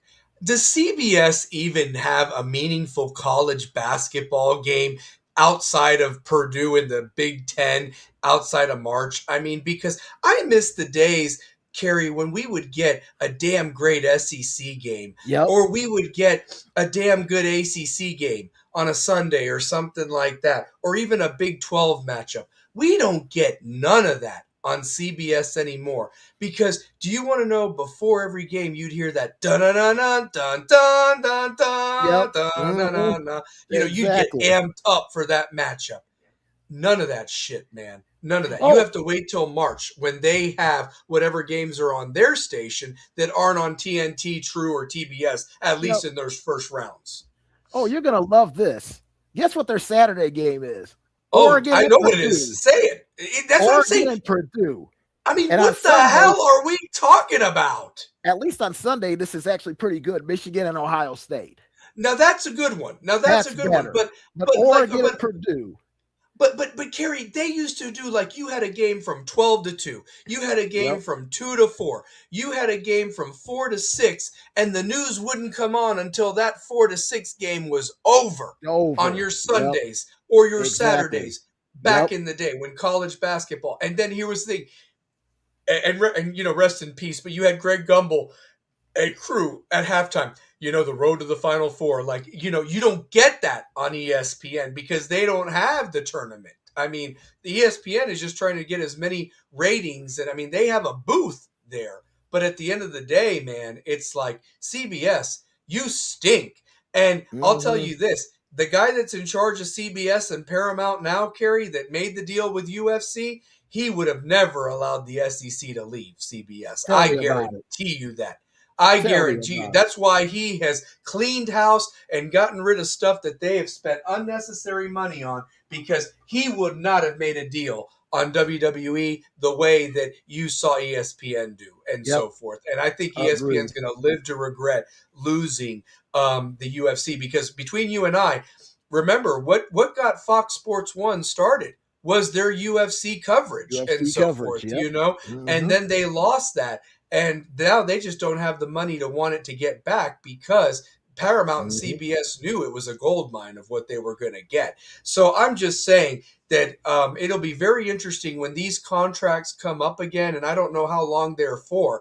If this Paramount guy is in charge, what he's going to pay to make sure that they're not sucking dust, because CBS Sports, you stink. And if it wasn't for the NFL, what the hell would you be watching in the fall? Because it ain't no Big Ten crappy football. I can tell you that much. Big time in the Big Ten, please. There ain't no big time in the Big Ten. I mean, Fox and NBC are getting better games. Fox and NBC are getting better games. And NBC already got damn Notre Dame. And Fox has got the other teams, like the Big 12 and everything like that on top of it. So they don't need any help. So, shoot, CBS has nothing right now. Exactly. Nothing. So, they stink. They do stink. Great show as always. Before we wrap it up, Kerry, Shane O'Mac, we miss you next week. Yes, you guys will be running the show. I'll be out.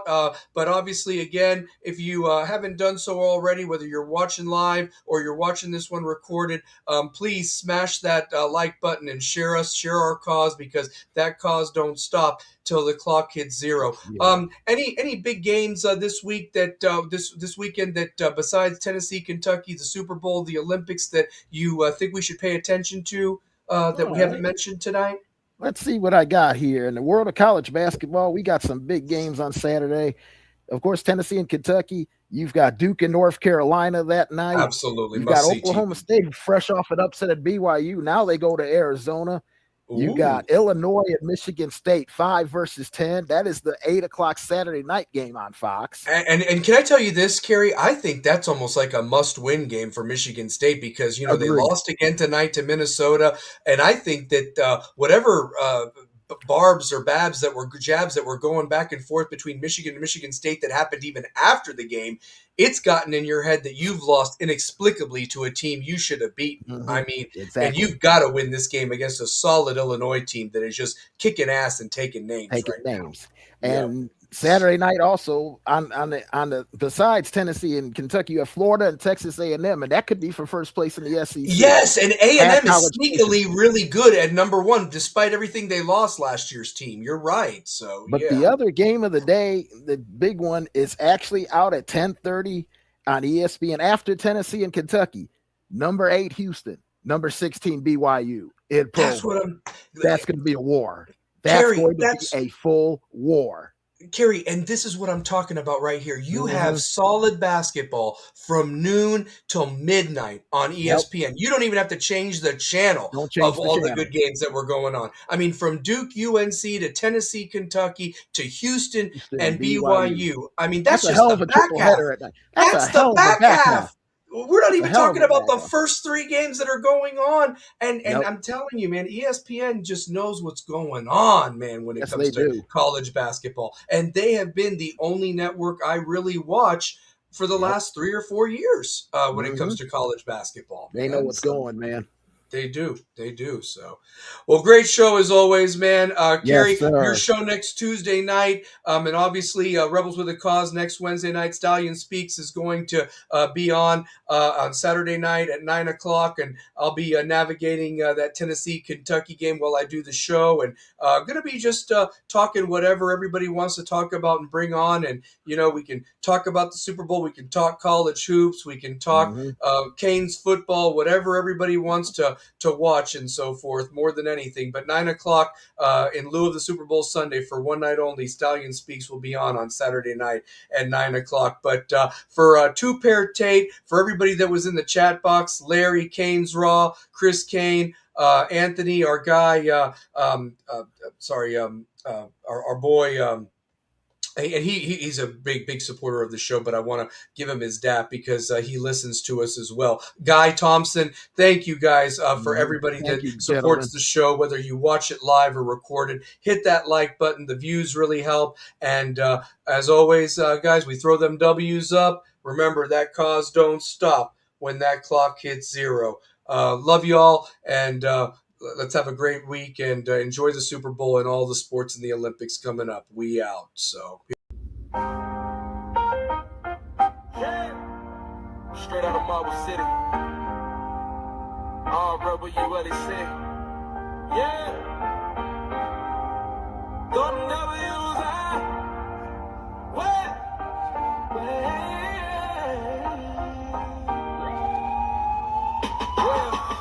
came up running routes on a chalked up field. Hoops on a black top, chain nets, cheap meals. West on the jersey, now west in the heart. We were just a little crude and the mission turned hard.